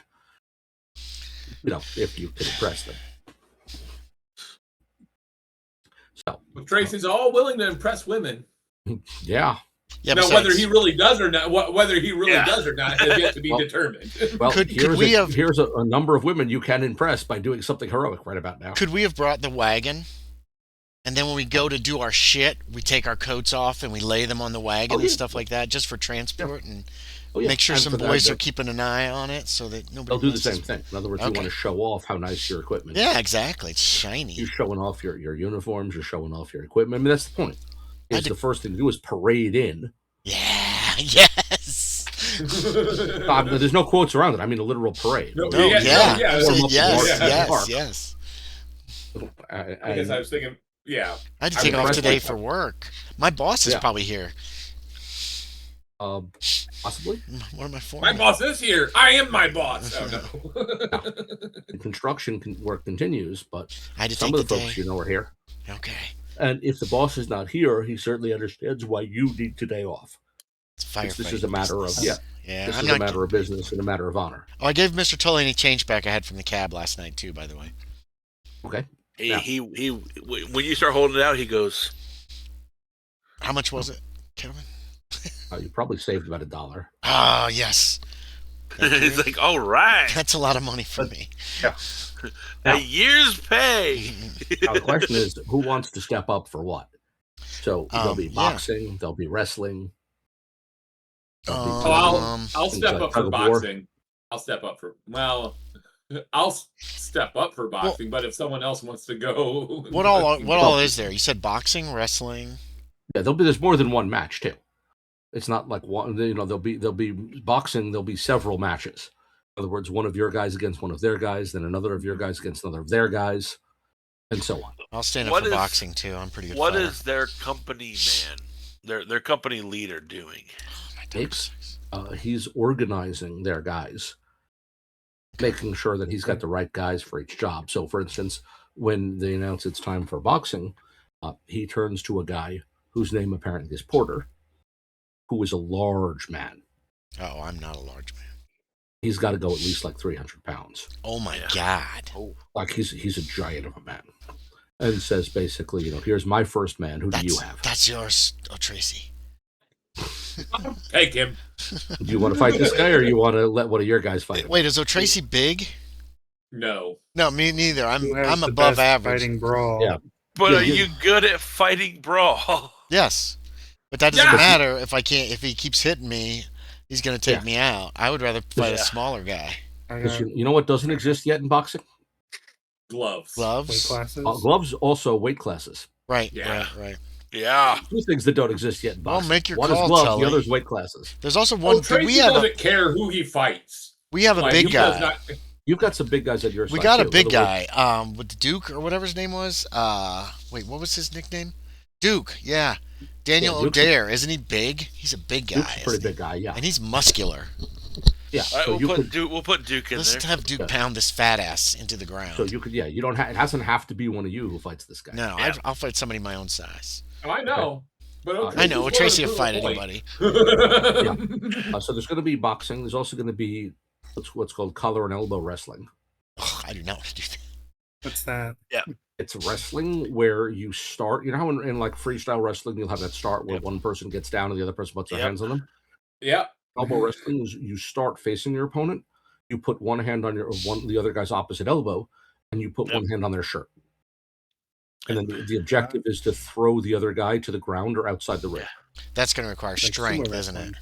Yeah, so the Yeah, rules okay. are akin to sumo in that the first fighter to leave the ring or touch the ground with anything other than his feet is the loser. Does that still deal with Yeah. mostly fighting brawl? Okay. Fighting brawl is the skill you would use there too. Okay. Yeah. Are we just Also, going to throw all our NPCs at him? Or are we going to... No, I'll jump into Oh, some good. fights if Tully wants me to. I'd rather not fight Yeah. 300-pound guy because Yeah, he's like there's al- twice my size. there's also a story, and I hope it's true, that George Washington was apparently really good at collar and elbow wrestling. And the story is that one during the Valley Forge winter, he was walking through the army camp when a soldier said, "Hey, General, I heard you were really good at wrestling. Want to go?" and Washington defeated him and then 6 other guys. Defeated 7 wrestling matches in a row. And given that a I heard wrestling match might only similar last story a few about seconds. Yeah, Lincoln was also very good at wrestling. Does it look like all the Neptune guys are here? Yeah, it looks like. Okay. That's good. Or at least most of them. Mm. But you might be missing 1 or 2. Are you sure exactly how many guys they have? No, we're not. I'm not. Am I seeing anybody specifically that I know? Because I know a few of them, not many, who are missing. How about that? You're not of the ones you know you see. Like 3. So it's possible. I know 3 it's of possible them. that there are some of them that are not here. Right. But Okay. that's also possible some of your guys too. Well, Okay, Faye's so- not here because he ate something. So one of you will make a roll for Duke, and we'll roll. In other words, I'm not going to play out all these fights. Okay. But we do want to know. So one of you will make a roll for Duke, and I'll roll for their man Porter here, I'll roll for Duke. and we'll see how things go. Oh, 88. That's not good. Yeah, he God. loses. Doggone That's the it. 28 for me. To big fat boy. The fight will go on not as long as you think. Duke is big, but It's Duke glass is jaw. not, as it turns out, as fast or strong as you thought. Ah, And Porter gets the better of him, delivers a few inside punches, and then grabs him and throws him to the ground. And jumps on. Then repeats this several other times until Duke has had enough. So one of you maybe wants to step up next. I'll take him. If and Mr. the- Tully wants me to, the I'll next- take him. You The know, next man I up is a guy called got- Allison. I got 40 in brawl. I'm a little better fighter than you, then, Burke. Yeah. So Yeah, I'll take on Tom. Allison. Tom Allison is their next man up. Good. I'm gonna try to It's frickin'. normal sized. I'm gonna ask him if his mother had any boys. Allison. All right then. And here we go. How does he All do? right. I don't know. Come on. Apparently, he bought Fuck. the phone. 70 out of 60. I blew it by 10 points. It's Yeah, but he rolled a 99. He rolled a 99 crit fail. Is he got an under 50? He bought Or he has just 50? Okay. he bought your taunt, and that opens him to a couple of good solid punches. Good. But early, so in other words, you have the early advantage, but you failed your roll yourself, Yes, I failed. I rolled a You 10 over, unfortunately. so you don't put him down. Which Okay. means we'll roll again. Okay, fair enough. So edge to you, Come on. and he fails again. God, 72. I Yeah. failed again as well. Well, you could use luck. You could use what, 2 points of luck. No. I'd have to use 12. I'm a 60 for my brawl. Okay. I'm a Okay. scrapper, but I'm not like very good at it. Yeah, because you're beating the snot out of this guy. He's just The taking thing it. is, what but he's he's good at not going apparently down. is taking a punishment and coming back to the scratch each time. Yeah, he's got a bunch He of hit keeps points. standing back up. Son of a bitch. So, do you want to keep going? Yeah, I'm gonna keep going. Uh, Finally, Damn. And I got an extreme success.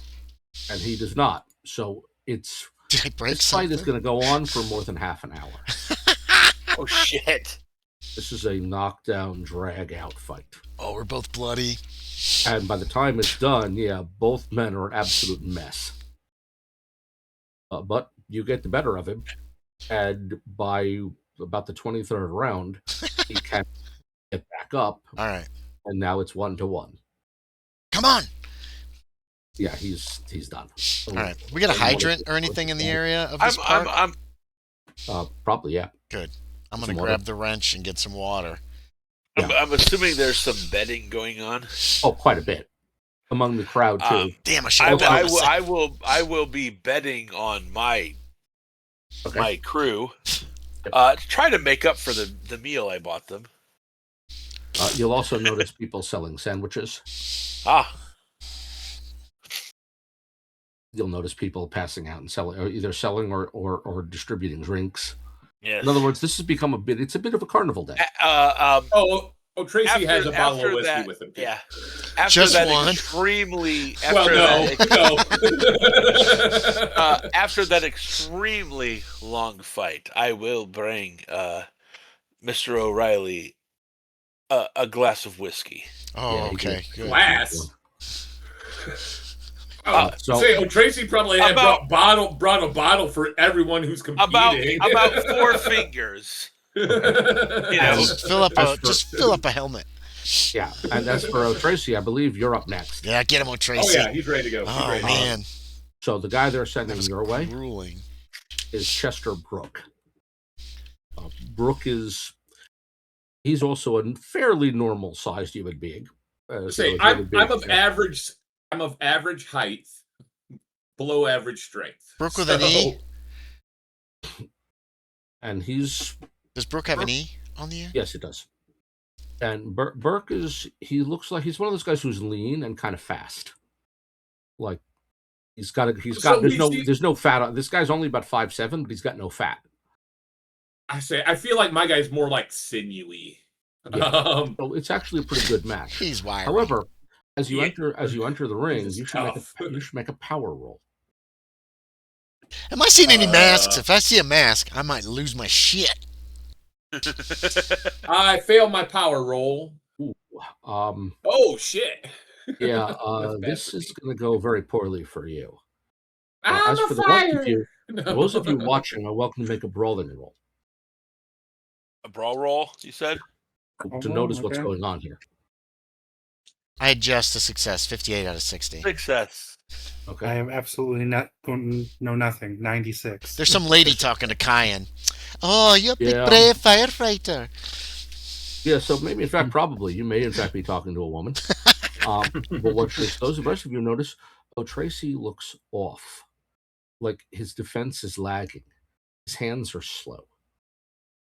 As for Mr. O'Treasaigh himself, it is very clear to you that something is messing with you. Like your hands feel like they're made of lead. Your body doesn't react the way it should. Normally don't feel this way until like 3 bottles in. Yeah, like you feel like you're hammered drunk, but you're not. And Burke is going to have his way with you and honestly kick the shit out of you. He can try. Oh no, I mean he will. Oh, I know. Because your hands are not reacting, your body's not reacting. You're moving into punches instead of away from them. No rolls at all? I'm trying to look. I did pick that toughness thing. That's what that power roll. That's what that power roll was. I know. By the way, I also have that toughness though, where I take less damage. You should also make a sanity roll. All right. Finally, someone else in this party has to make a sanity roll. Oh, I failed the sanity roll. All right. Okay. So on the one hand, you'll also, I need to cue that up. You'll lose 1 sanity, and you are welcome also to make yourself an idea roll. Hey, Kevin, I have a question for you about my fight. With that extreme success at the end, could I have at least hurt that guy really bad? Oh yeah, probably knocked him straight unconscious. Awesome, thank you. I got a regular success for my idea. Knocked a couple teeth out. Okay, so it's after you sit back down. In other words, Burke having roundly defeated you, that it clicks. Didn't Schmidt say something about puppeting a man? Yeah. Yeah. You didn't lose that fight. They cheated. Oh, this is pissing me off. If you believe that sort of thing, why would your body do that? Could I try to fight it somehow? By the time you realized it, check. oh yeah, and they got an extreme success. Oh God, on the power? Yeah. Oh damn. In other words, by the time you realize that the fight's over, you've lost. When I see O'Treasaigh just not performing like I know he can perform, yeah, It's not even that. I'll probably come back to the group and be like, oh, they fucking cheated. And with they're using that mask on me. I wasn't myself. Where's a mask? I'm looking for a mask. With a regular success on that brawling roll by you two, you noticed something was off about his fighting style. Right. Okay. He was stepping into blows that were easy to Yeah. avoid. That other guy's not even very good fighter, is he? The guy's a good fighter. No, don't take nothing away from Burke. Burke's a good fighter. All right. The point is that O'Treasaigh is also a good fighter. Yeah. And he did not look sloppy. like himself. I'm He assuming he didn't keep his hands up. Yeah, That's I'm not how he assuming fights. I'm standing near their company leader. If you like, sure. Like we're sitting there like, okay, this guy. Yeah.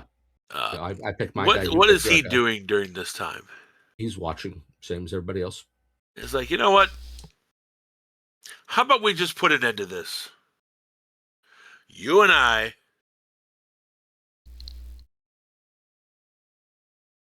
And it'd be done. Well, we're ahead 2-1 right now. Yeah, he's not going to do that, So- dude. Not unless he's losing. You and me, okay, but if I lose, we're still tied. But still, I'm okay with that. There you He go. hands his notebook you to over. another guy and begins taking his coat off. Hold on. I need to go back a few seconds here. Yeah. Tracy said they cheated, and I need to know Yep. what he's talking about. Because he didn't enunciate what, and Did not now. I didn't make an idea check. I didn't make a roll, Yeah. so I didn't make that connection. And what do you mean they Yeah. cheated? Well, they were doing something. I think it was one of those masks. Oh, that's I right. You think did say the they mask. said something about a puppet or whatever. The one guy said they could make a puppet. I feel like someone else was controlling me. Remember, Schmidt said that he saw a magician who claimed that was the case. He Was couldn't the- prove it. The magician wasn't even. The magician was wearing a mask at the time. Notice Schmidt He never said- gave you any names because he No. didn't know who these people were No, because masks. In other But words, Schmidt, he saw a this bad. guy wore a mask and puppeted a guy. Is what he told us. Yeah, But he- nobody and then around he- here is wearing a mask. That's right. He claimed that a magician did that. A magician told him that he did that. He saw what looked like that, but he can't be certain. All Right, he knew was a right. play. The man in the mask was in cahoots with the man who was supposedly being puppeted. But they've got to have a mask. How, Where's the mask? how would you know? How would you know otherwise? Where's the mask? Oh, Tracy. Where's the mask? I'm looking. I want to find this mask. Might not even be able to see it. It might not be possible, but I'm looking. Yeah. Well, you're welcome to make a spot hidden roll. Okay. My spot hidden sucks. And this, by the way, while the two of them are getting ready to have your two Right, bosses are getting and ready they're to fight. talking. 84 is I mean, 86 a bit yeah, of I would fail. say it's like, Fail. well, I'll here, be looking. clearly, if the two of us are going to step up, We got a whole day planned, Sean. He's not going to end it just because you're like trying to be the big man. Yeah, but he'll happily fight you. Just But Meeks is not a big, strong man, but he's also unwilling to exhibit any kind of all right. cowardice. Well, So if you this challenge him, he'll fight won't you. finish it for the day, but we'll add ourselves to the numbers. All right, then. He's perfectly happy with that. Yep. So there'll be. Do you prefer boxing or wrestling? oh. He'll take you on either one you prefer. Is he bigger or smaller than Tully? What's your size? Size is a 50. He's bigger than you, but not by much. Okay. And what's your strength? 40. Probably stronger than you. A lot of people are. Yeah, A lot of people. I'm You know wiry. Tracy is. Like I said, I'm he's wiry. What do you want, Yeah. Sean? Boxing or wrestling? You got the choice. Let's do some boxing. Yeah. Well, what's your brawl skill? 60. You're better off. Boxing is better for you because Yeah. you can. In wrestling, you can substitute your strength skill. Yeah. Because the whole point is to pull your opponent down and win. Yeah. So you can turn that into a contest of strength. Yep. So boxing is a better choice for you. You're better at fist fighting than you are at something that involves simply pulling someone to the ground. Okay. Okay, so unless anyone wants to jump in ahead of that, you guys can jump in now. I mean, I'll probably still kind of want to fight again. Wait, what now? Fuck it. Let's fight some more. I think one battle like that is probably enough. Okay. He's got a regular success on his brawl. Okay, Patrick. Oh, I failed. Shit. No. How much do I have to burn? You got to hit your Yeah, brawl. yeah. It's 33 points, dude. Yeah, you'll need a regular success to keep the fight going. That's a lot of points. That's a lot. That's a lot of luck. Yeah. You can still do it if you want. It's entirely up to you, man. Fuck it. Let's Okay, do it. Okay, if you're going to spend that much luck, you'll keep the fight going. Yep. So the two of you trading punches in the early rounds, feeling the other guy out. Yep. Nobody really landing a good decisive attack. And we move on then to the middle rounds. I don't want to watch a fight. I want to watch all these other people and see if I see a mask anywhere. Okay, you'll get another spot hidden roll, and he has a regular Damn success it. again. I can't. I'll look around too. He's Okay, going so to take anyone, me on that one. So anyone who's not Fail. watching the fight can make a spot hidden roll. I Oh, failed. fuck. And in the middle rounds, Meek will get the better of Tully with a series of low line punches followed by a strong up cross punch to the face, which stuns. And this is the point where you might realize you're done here. Like, this is going to get real bad for you if you continue. You've made your point. He's made his. Did anyone succeed on the spot hidden roll? No. Okay, so if there's someone using a mask here, one, O'Treasaigh is the guy who pissed them off probably more than anyone, which might explain why he's the target. He did? What did O'Treasaigh do? He's just an asshole. Fair enough. That's for a moment. Okay, But it that's also true. implies, because I'm fine with that. he's the most visible asshole, it also implies they do not know the names of those who broke in. True. Wait, I'm doing In an other intelligence check to see if I get that. In other words, he's the biggest asshole, so they kind of 33, assume I it was him. Because they know somebody So, broke in. We stole They a know bunch of their someone shit. did it. They might know Yeah. it was one of you, but they don't know which of No. you, so they pick the guy who's the biggest asshole. They're probably guessing it was one of us, but yeah. Okay. Oh, So- damn. I realize. Oh, Tracy's paying for my sins. Possibly, yeah. That's what Oh, goes through my head. I'm probably never serving any of Neptune Company's people in our bar. So You kick I'm them always out? kicking them out. Yeah. If you other words, recognize them. You're visibly True. an asshole, which is why Yeah. they picked And you. I don't mind it one bit. So They picked you over the first couple fighters. The thing is, now you know they are able to do that. Yeah, we don't know So how, good. though. We don't know where that mask is. Yeah, but the big thing is, if it's true what Schmidt said, It that is. a magician using a mask can do such a thing, then they in fact have a collection of masks and know how to do magic with them. I'm regretting. there's buildings all around though too, right? I mean, Yeah. we're not Oh, just in an open Well, field. no, we're in a so, park. I mean, It's a good-sized In a- park. It's a park, But and it's yes, there are surrounded by all- buildings. Exactly. In Plus other words, there's- the could be magician someone could in a be building, so- on a roof, could be looking through a window. Could be in the Yeah. crowd or behind Could a be in the crowd. tree, or in Yeah. a bush. There's a lot of places to hide. Exactly. Um, There are many places a person could be hiding. That's why you would need a damn good spot hidden roll to see them. I told Faye to throw those fucking things in the fire, and he didn't.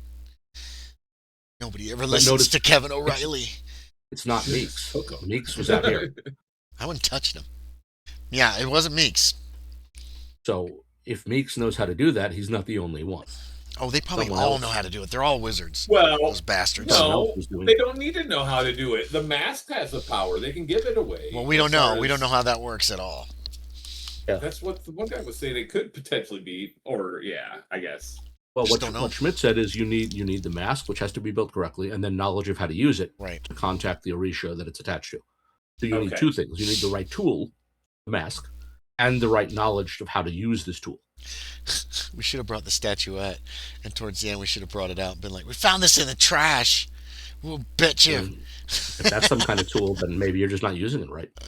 I don't know. What's next on the agenda of this Well, dealio? They're up 3-1 now, aren't they? is your opposite? So your Burke, not their Burke. By the way, no relation. Just annoying. Okay. that one of their guys has the That's same good. name as you. Yeah. With an E also. Oh. Although apparently his first name is Silas, so it has nothing to do with you. That's not your guy. Are you in on any of this? What's that? My long lost brother. Am I in on what exactly? Fighting? Boxing, wrestling. Do you want to? Are you lining up? for I'm one? down. I'm down to fight. Okay. Do you want to enter? Are you joining boxing, or do you prefer wrestling? I'll do wrestling.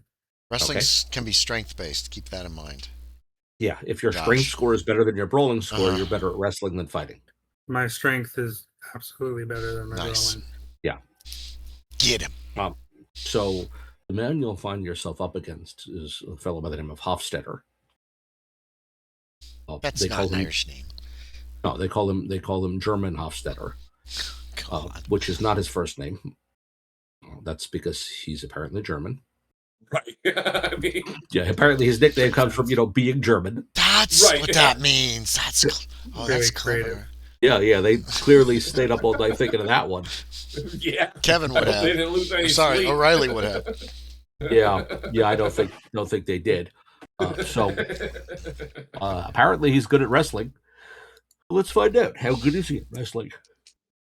Pretty good actually. Oh. He has a Yeah. hard success. Uh-oh. Come on, Kyan. Kevin started out cold, and they got.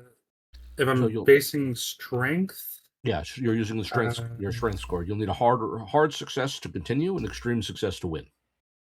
can I spend points on this fight? Oh yeah.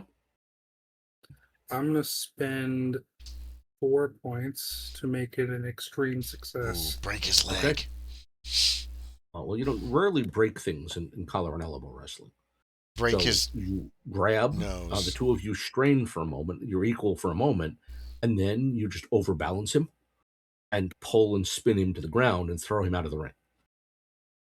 Remember, the thing about these wrestling matches is like sumo matches; they can be short. Yeah, that was fast. Yeah, well, I mean, think about how sumo works.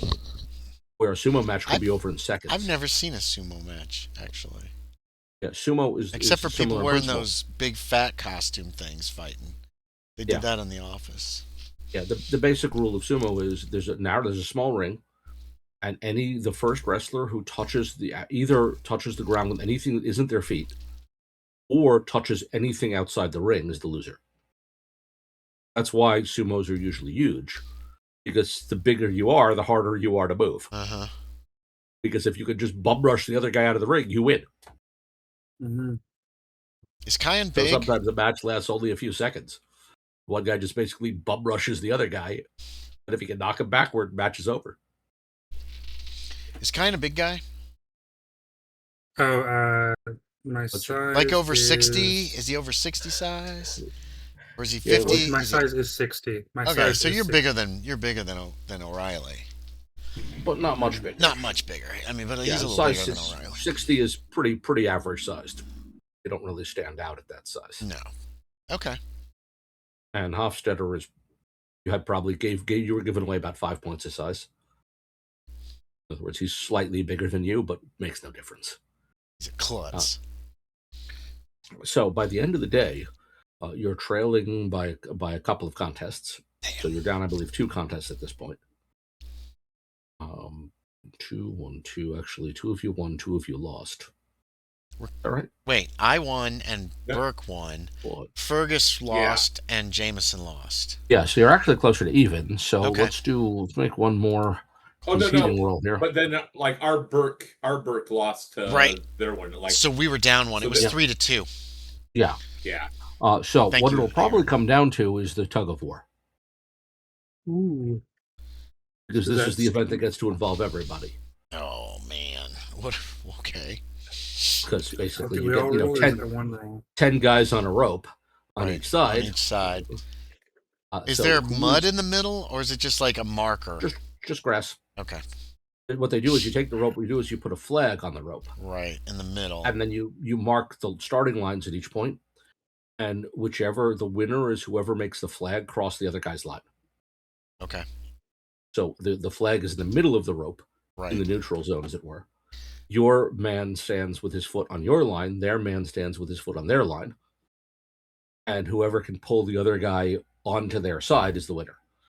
So once that flag crosses the starting mark, you've pulled the other guys over into their territory. Into your territory, you win. So we want strong vice versa. guys and we want big guys, don't Yeah. we? Yeah. Okay.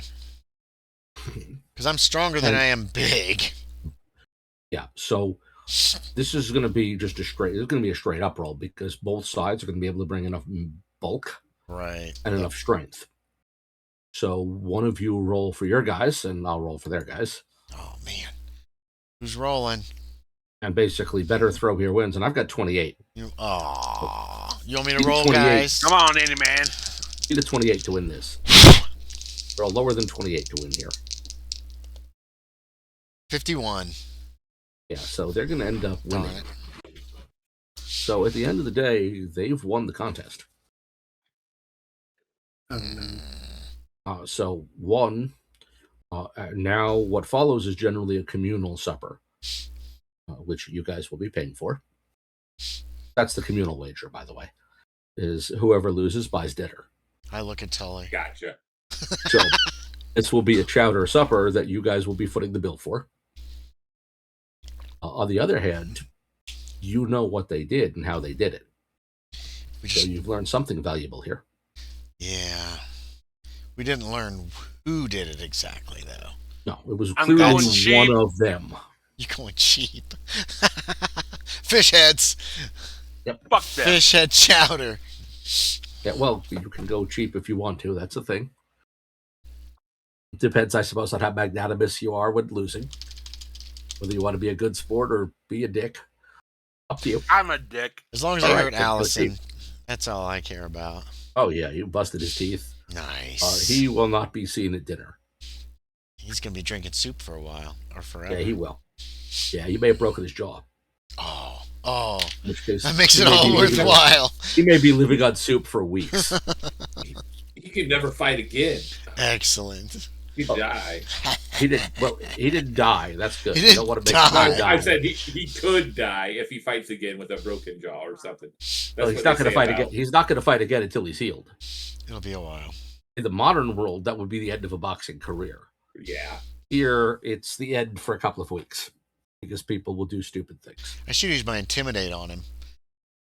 When we Oh, met, well, you rolled we- a 99 to start with, so no, but when we met to shake hands, instead of insulting him, I should have been like, "I am going to literally kill you," or something like that. could be. In any case, I didn't think about it. Is there anything to be done while you guys are all eating dinner? Where are we eating? Is this something we set up here in the park? Yeah, no. And we You'll all take yourselves nearby to a tavern. Okay. That would be the Washington and Lee Tavern, which is basically right across the park. In other words, it's the everything is set up in advance. Right. It's just a question of who's going to pay Who's for paying for it? Okay. Yeah. And whether you want to buy good booze or cheap booze to go with it. Cheap, obviously. Because Tully's So cheap. that's why once all the fighting and everything is done, everybody can just make their way right to the tavern and food is ready. So the eating and drinking can begin right away. Although, I say cheap. Cheap food and really expensive whiskey.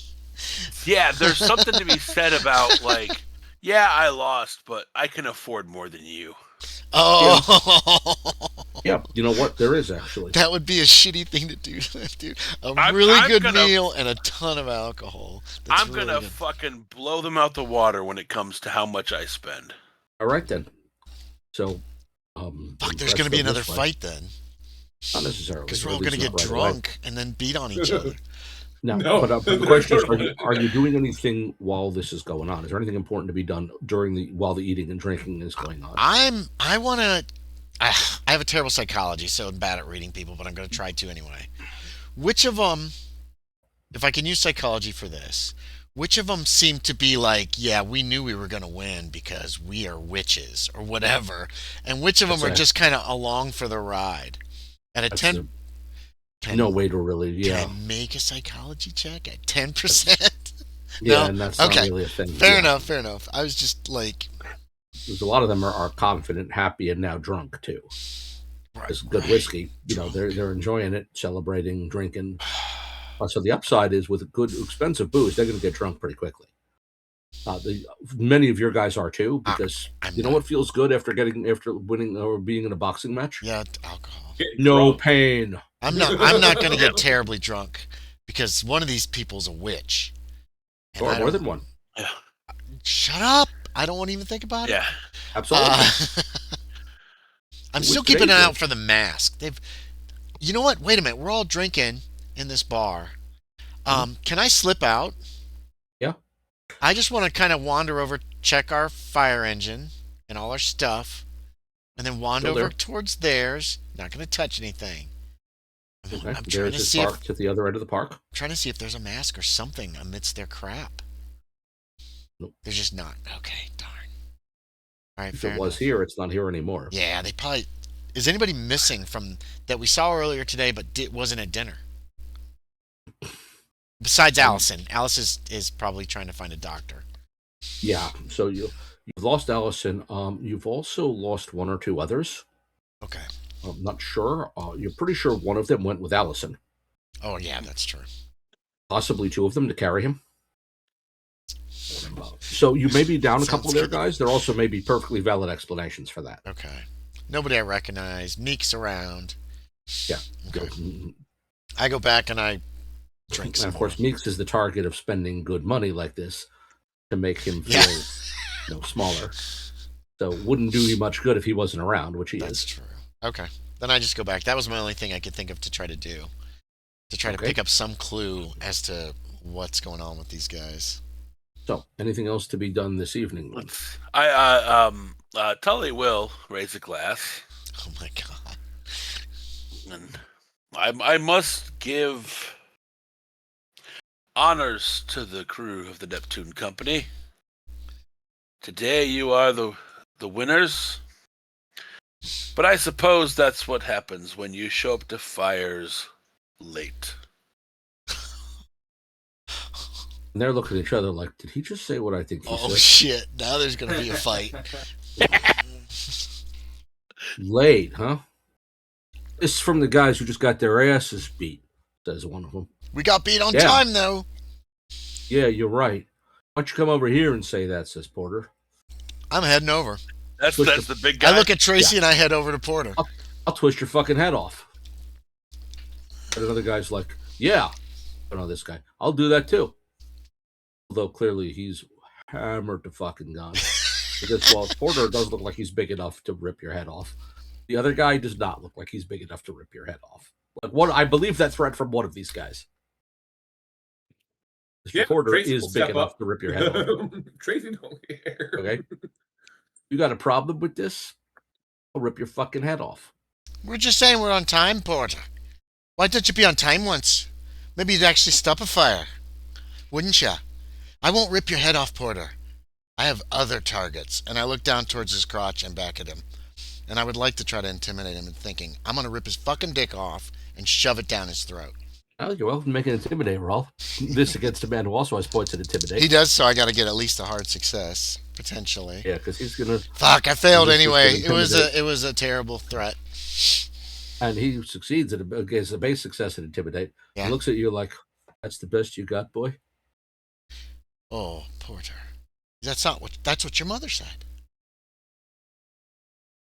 Why don't you go back to your wherever the fuck you came from?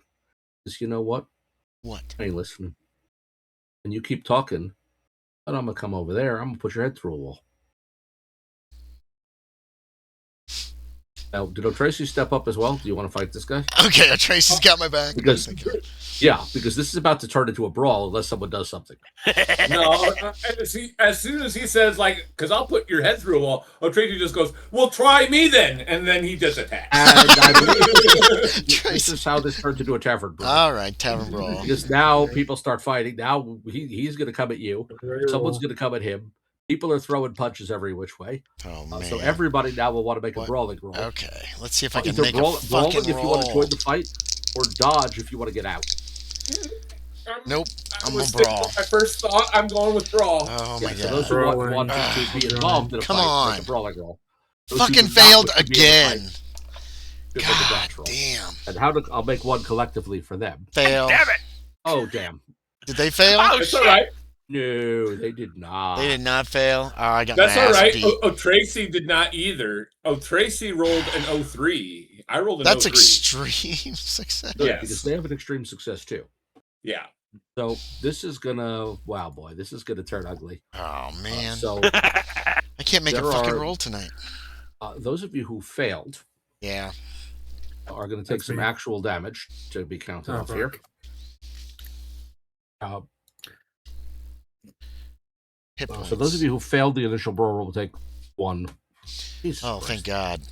1 point of actual damage after all said and done. Those of you who succeeded at the moment are holding your own.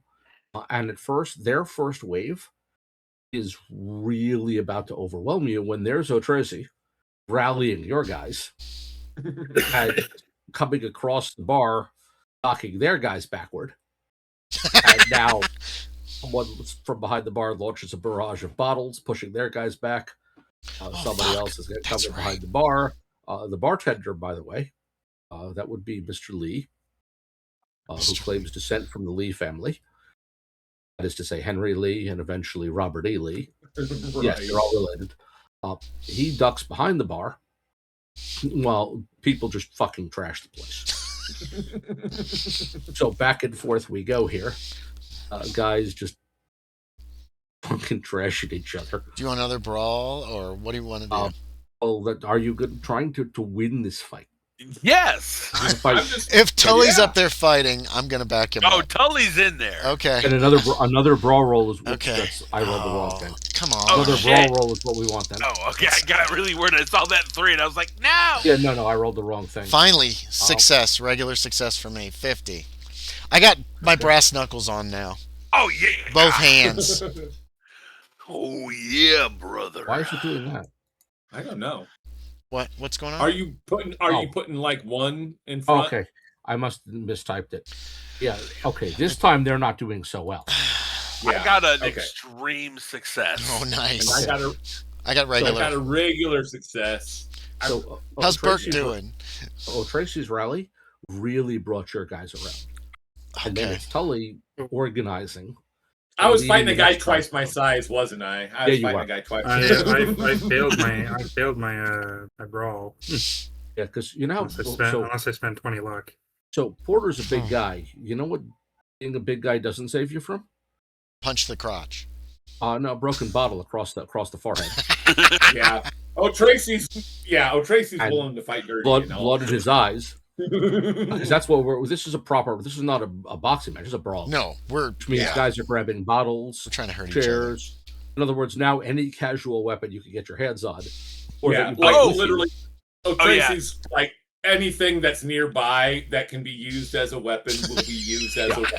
Oh yeah, then Tully's swinging with the shillelagh. Yeah, it's mugs, clubs, shillelaghs, anything else you've got. Brass like that. knuckles. No, That works. anything that I can use as considered fighting brawl, basically. Now, So- those who fail, Tables. if anyone failed the roll, will take 6 more points of damage. God, Burke failed his roll. So you find Burke yourself guys. getting hurt. How much damage am I taking? 6. So you're taking a total of Six. 7 hit points worth of actual damage. Yeah. You said as 7 hit points? total. 1 and then 6. 6 for the second round. That's half of my health. So Okay. You'll make a con roll, yeah, I was gonna say. a constitution roll to see if you were actually seriously injured here. Because that second one was Stays 6 points stays worth. conscious. Knock you out. Yeah. I want to roll Low. Roll Always low. low. Always low. Yeah, that never changes except for damage. Is that under your con? Uh-oh. 97. Oh, no. Okay, so first off, you've driven these guys out of the Washington and Lee pub. It's yours now. Whoa. They're basically carrying their injured away, like someone's got Porter by the arm because he can't see with blood dripping in his eyes. And guys are they're hauling their guys away. They're carrying their guys away. This is your day. You kick the shit out of them. The place is a mess of blood Let's get out of here. and teeth and all that. Somebody And then grab someone Burke. will realize Burke is down, He's on. Ugh. bleeding All right. from what appears to be a stab wound. Like Oh, someone shit. stabbed him. Oh, Can I do a that's medicine? Is this a major wound? yes. Um, If it's over half your hit 6. points, it's a major wound. no, because you took 1 and then 6. How many hit points do you have? I had 14 and now So- I have 7. So no, Oh, neither of these are yeah. major. This was 1 and then 6. But you've definitely been stabbed. In other words, without first aid, you could lose more hit points. First Someone should aid or probably- medicine? Either First one aid. will work. I'll attempt at a first aid. Yeah, either one will work here. But someone got him with a knife. I want to grab some boys and head for the I for did the not wagon. succeed. Okay. I failed 2. Do I do first aid on myself? You're unconscious, remember? Yeah. Yeah, you're Yeah. you're holding on to consciousness by a thread at this point. Enough to be like, we'll help here. Yeah. Help, please. This hurts. Could use some help here. I'm gonna grab some boys and head for the engine. Okay. I don't want them messing with our stuff. They don't have the wherewithal to mess with your stuff Good. anymore. They're collecting their own shit and getting out of the park Yeah, we got to get out of here before the cops show up. if they're going to show up. Yeah. This is a They might nicer have- neighborhood than where we're from. This is way up. Yeah, the cops may have better Uptown. things to. The cops also have better things to do. generally. Probably. That's okay. Oh, Mr. Burke.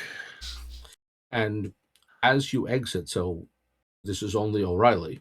You should make another. No. I wanted to grab some boys who are still up and be like, come on. Okay. Like two so or I'll three make a roll. guys, I want to go with us. I'm not Okay, going so out I'll there roll. alone. I'll roll for them then. What am I rolling? Spot hidden. Fucking 88. No. My dice are And hating me 87 for your tonight. guys. Yeah. So no, nobody's. We're just heading for the engine. I don't want any So more you stuff collect touched. your stuff. We're going to get the engine back towards the bar so everybody can get aboard, as many as possible, and get out of here. Yeah. Okay, so you guys are packing in as well. So end of the day, you lost the contest, you won the fight, and you now know that those guys have some kind of mask magic. And they use knives. What a bunch of dicks. Oh, you've got weapons too. My weapons Yeah. are bludgeoning. They're Yeah, not still. stabby stab. Still, same principle. No, one of it's them not. had a, It's clearly, totally different. at least one of them had a knife. As far as Kevin O'Reilly is concerned, it's completely different. Yeah. You'll also need to get Burke to actual medical help since none of you can help Yeah. him directly. Yes. There's a hospital down by Five Corners. Yep. It's in Neptune Company's ward, though, I believe. Yeah, you may want to. Touching of the stab wound. You may want to go a little more like over towards 7th Avenue, Okay. towards like St. Vincent's. All right. We'll go where we think he'll be safe. Yeah, probably. I St. do Vincent. have over 50 in my medicine. Can I at least make sure he doesn't like lose any more hit points or Yeah, anything? you can like stabilize him, but the point is you can't do much for him. that? Yeah. You know, with that skill, stabilize what you can, and get him to a place where you can lay him down and have a look at that wound and get that wound closed properly. The other thing is you don't have a surgical kit. That wound is going to need stitches to close, and you don't have the tools for that. Right. So Okay. stabilize him, pressurize it, and get him to people who have those tools. We're going to go to the hospital with the engine first. Yeah. Ringing You're the drinking bell, whiskey. No. getting those horses just going. Actually, you want to do this slowly. Oh, I don't know that. I want to get him to the hospital fast until I somebody tells me probably will. better. I probably will. Okay. Yeah. If O'Treasaigh tells me to slow down, I'll slow down. Like, you don't want to. I don't know shit about fucking wounds. Yeah. Get him to a doctor quick. You want to be gentle with that. I'll be like, this is a head wound. Little different. It's a head wound. He got stabbed in the head. Oh no! No, kind of in the gut. Okay. Yeah, kind of in I the was gut. about to say, Jesus Christ, still alive. Yeah, no, honestly, I forgot it was a stab wound. Okay. That was my fault. If you want a sense of how those kind of things can work, did any of you see Death by Lightning? Period drama a little later about the assassination of James Garfield. Okay. And one of the things they do to get him more situated and resting is they want to take him to his house by the sea. And to move him, they literally get like 12 guys and they pick up the bed. Okay. They carry it and they put it on a railroad car, which has been specially cushioned for this purpose, so that it doesn't jostle him as they're transporting him. But then again, he's the president, so he gets special treatment. Yeah. What you guys But can do also, is get like with 4 the stab guys wound, to carry you him. don't want. Yeah, you we don't got want the to- whole company here pretty much. Yeah. They're probably all hanging off of the engine as we ride, so- and some so are get- running you know, get- behind. Get 4 guys and move him slowly and deliberately to help. Right. So St. nothing gets Vincent's. jostled, nothing else gets hurt. So that's where Sunday morning will find you. Well, technically very late Saturday night into Sunday morning. So Burke, you'll wake up. You'll probably have passed out by this point, and you'll wake up in a bed at St. Vincent's. You may or may not ever have been here previously. On the other hand, it is a medical facility located over by 7th Avenue, so it's basically halfway across town. But it's operated by, among other things, the Catholic Church, which is why you've chosen this one, if it was a much longer walk. You're safe here. Neptune Company won't reach you here. Nobody will. So, As for the rest of you, lost a contest, won a fight, wrecked the place. busted a jaw. Busted a Sounds jaw. like a So win. It sounds like a window of Tracy. Yep. New York So Hospital's the one that's down by us in Yeah. 5th Ward. Or 5th. I'm not even sure that existed yet, but Yeah, it's on this 1844 map. Okay. I'm actually not sure how far back St. Vincent's goes either, but I'm not worried about it right now. Okay. Especially in its current location. But anyway, so what to do with Sunday? Go to church. I mean, beyond that. I'm trying to show off that I've got a new suit. I don't know. Mr. Fay mentioned a couple more names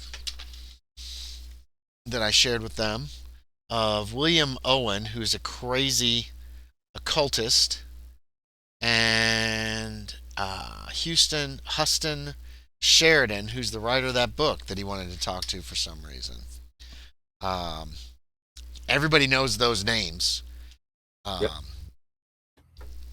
Kevin will go to work and he'll go over to Mr. Fay's house and check on him because he got food poisoning or something happened. Yeah. Well, you're not going to work on Sunday. Sunday's the day there's no road work. Right. It's the one day of the week you don't actually have a job. So you've got Sunday once if you go to church, that's fine. Right. Once Sunday afternoon rolls around, what are folks doing? Or are you just taking today to recover? Fuck, I don't even after know. yesterday's fights and beating and whatnot. We get a point back for a good night's sleep if we haven't had a major wound too, don't we? Yeah. So everybody who's down better. hit points will recover. At least we'll recover a hit point. Yeah, even Kyan, because he never took a major wound. Exactly. And See? So you may want to take Sunday then, in other words, just to recuperate a bit. I wasn't counting hit points lost in fights, but it may be worth it to take a day or two. Yeah. I'll take. To just, yes. Yeah. So I'll go back to the firehouse to stay. Yeah. So we'll resume on Monday. Okay. When most of you are starting to feel more like yourselves again. Mr. Burke could leave the hospital on Monday if he wishes to. Ooh, with medical care, will he get 2 points back a night? He will. So he's up 4 points. Nice. You've recovered 4 of 7 by Monday. Also, I know you had set out to impress women. Do nuns count? No. I think that's a question for Burke because he's surrounded by nuns at this hospital. Are these young nuns or stereotypical? They come in all ages, Burke. As it turns out, nuns come in a variety of forms. There's more than one of them. But the one who drops by calls herself Sarah, who you notice has dropped by to check on you several times. Uh-oh.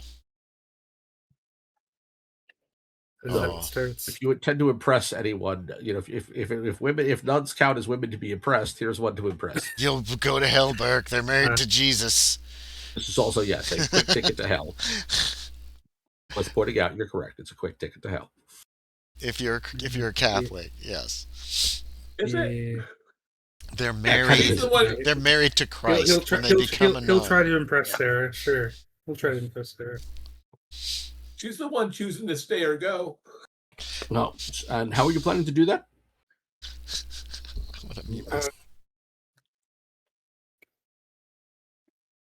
How to impress a nun? That's an excellent question.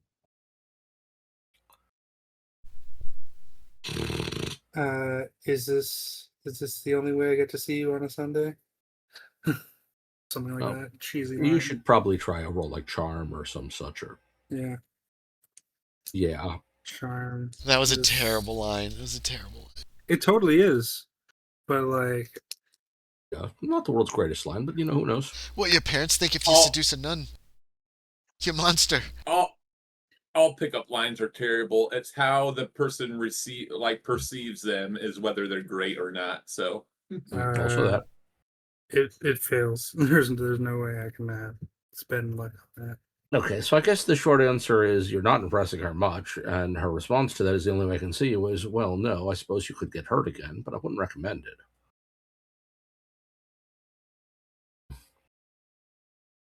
And if you do, I strongly recommend not getting beat up on a Monday. Duly noted. I do the shopping on Tuesdays. I'm not around. All right. Oh, Burke, you can't let this one get away. She's awesome. So weird. A nun who can hold her own in stupid pickup lines. Yeah. What's her name? Sister Sarah? Yeah. Sarah. I like her.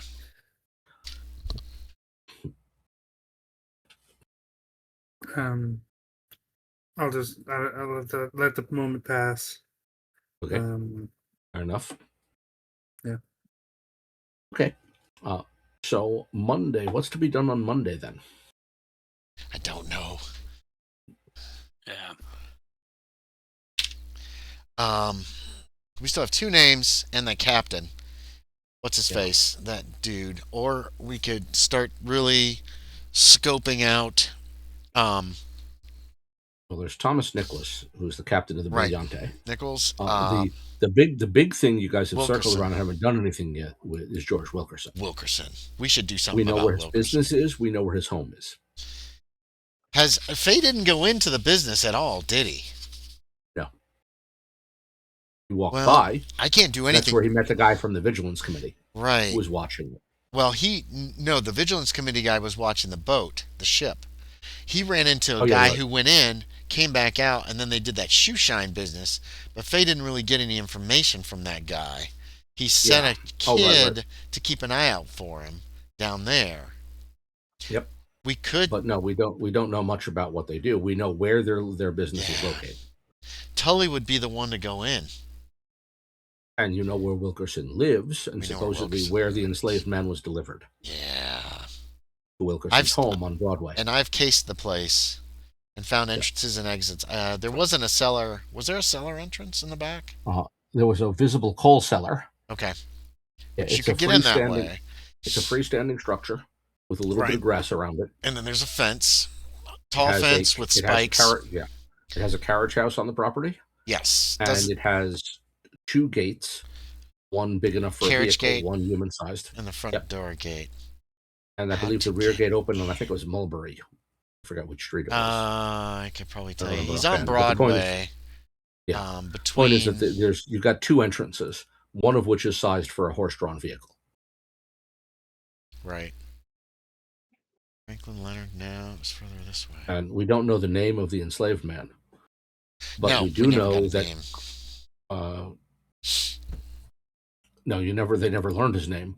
But we do know that Captain Heyman said he personally delivered the man to Wilkerson's house on Broadway. That was 15 years ago, so we don't know if the man's still there. Oh, he's still there. Also, remember what Heyman said about the man? About him touching him and his hands felt like they had been burned? Yeah. He's a wizard, Harry. I wouldn't want to do a daylight break-in. We will be breaking our streak of failed burglaries if we don't try to break somewhere in today, in this session. Or, if anybody can think of a reason to go there, I can't. I'm working. I can't do anything during the day there, but we could. Well, anyone can walk into his business office during the daylight. Yeah, it's a public business. That's true. I can't get away from work another day. I'll lose too much money. No, you need to get back to work. But any rest of you could. I mean, the Wilkerson and Sampson import-export business is a business.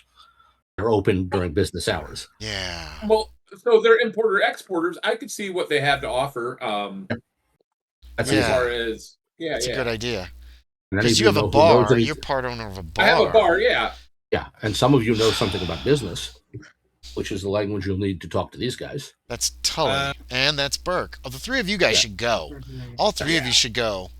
And, just go in there and just, I don't know, fuck around. Find out what the fuck you can find. Yeah, find out what you can find out. So is that something to be done on Monday, then? I think that's a great idea. We can pose that they're talking for me. I don't know much about business, which is true. So they're talking for me as far as business, and I'm looking for someone that can import something to help me make my whiskey better. So down to the waterfront, then, to their office. It's one of these 2-story structures. Freestanding on one side, there's an alley, as we already noticed, with an outhouse out back. The building is up against the neighboring building on the other side. So you can go around it in one direction, not the other. Although the backyard is fenced. So if you go into that alley, all you come to is a fenced-in yard with an outhouse. You saw that previously. Inside is a well-appointed office. There's a young man here who's clearly a clerk. And in fact, when you enter, he's doing something involving writing. That's a dude that went for oysters. Does it look the same? Mr. Fay told us a man came out and went and got oysters, then went back to work and described him to us. Does it look like the same guy? Okay. Yes. This is the clerk. He clearly works here. In other words, Fay saw him exit, grab a quick lunch, and come back to work. So that was the point where he just, snuck off for 10 minutes to eat a lunch. And notice a lot of those places, like the oyster counter, they don't even have seating. In other words, you show up, you stuff food in your face, you get back to work. Yeah. You're not it's expected an oyster to bar. Yeah. Quite literally. That is what an oyster bar used to look like. Yeah. Yeah. It's a bar where they've scanned you a plate of oysters, you eat them, and then you go back to work. Mm-hmm. So, yeah, it's the same man you saw before. He looks up at you as if to say, give me a moment, allow me to finish what I'm doing. And then he sets aside what he's doing and says, can I help you, gentlemen? His coat is hanging on the chair behind him. His sleeves are rolled up. In other words, he's using ink. So he's rolled up his sleeves to avoid getting ink on them.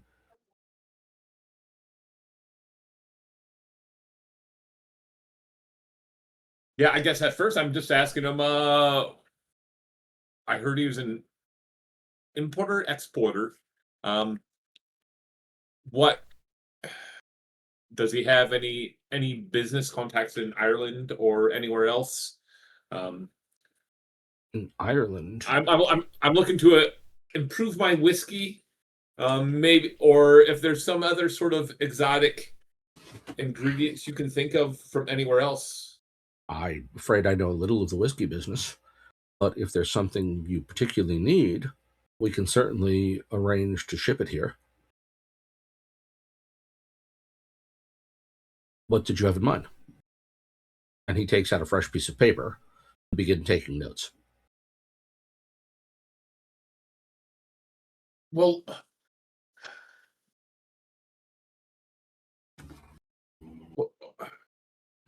maybe if I knew where some of your business where you do business at, maybe it can give me some ideas.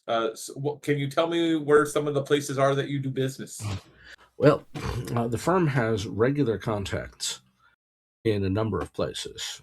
We do business inside the United Kingdom, in particular, shipping through Liverpool. We also have contacts along the west coast of Africa, in some of the Portuguese colonies, where we can acquire woven cloth, spices, and artifacts like, for instance, carpets. Very popular. Among our most popular imports. We also do have some reach into the Mediterranean, but that's a limited capacity.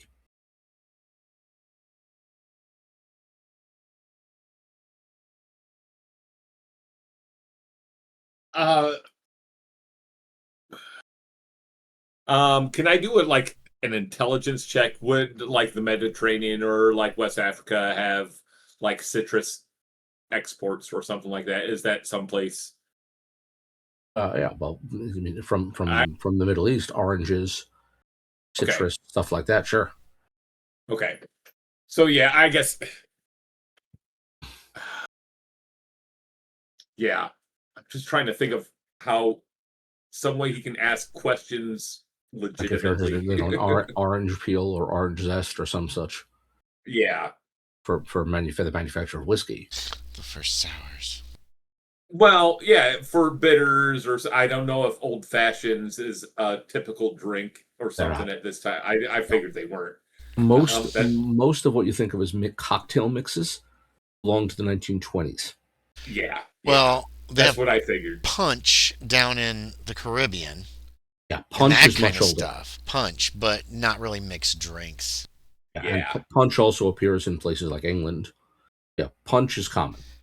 But cocktails really belong to the era of Prohibition, when people made up cocktail recipes to take shit liquor and make it taste better. Right. We're in the era of straight liquor. But Yeah. punch is a common. Straight make you go blind liquor. Like, we don't know whether the alcohol is good alcohol or bad alcohol yet. Okay, it tastes good. And it gets you drunk, which is the important part. Yeah, but one type of alcohol will make you go blind or at best or leave you with a headache, and the other one just gets you drunk and leaves you with a hangover. Fortunately, people who sell this stuff generally sell the second kind. Well, yeah, one is, if you know how to, I know from watching the Moonshiners or whatever, say the heads of the alcohol is the bad alcohol. You toss that out, and then you got wood alcohols can also be a problem that way. Oh, okay, yeah. And there is now, it only came to light a few years ago, but there had been rumors for years that federal agents had deliberately poisoned moonshine to kill people in order to encourage adherence to prohibition. A couple of years ago, someone claimed they'd found some actual evidence of that. Okay. A couple of cases of federal agents actually poisoning. Why does that not surprise me? Yeah. Just to give it a bad name, essentially. Yeah, to scare people away from drinking it. If you poison even one, you scare people. Puts that rumor out there. Yeah. Yep. And that's, allegedly what some people did. And apparently it seems that actually is something people did. No. Anyway, the point is that the clerk here can certainly take your contact information. Okay. Can give you a sense of, the places they can go to. And what he'll do is he'll consult with his bosses on shipping rates for things like oranges. Okay. In other words, you tell them what you need imported, and they will figure out the price and quote you rates on when they can get it and how much it will cost. Okay. That's what they do here. All right. Notice there's nothing about capturing or enslaving people, but of course they won't admit that openly. Right. But they will happily find you a barrel of oranges if you need that.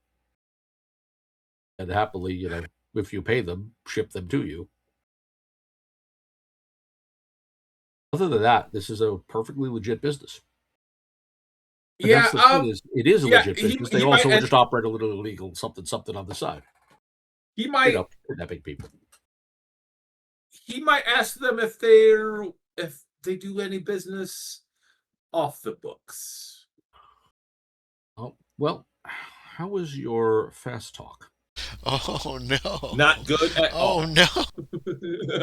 He's just asking. Wait, can't he charm this guy? Be like, yeah, we're best friends. No, he can't do that either. Never mind. His charm is better than his fast talk, only because its base is better. Yeah, and the clerk will simply not respond to that, like even resenting the allegation that they would engage in unethical behavior or illegal behavior.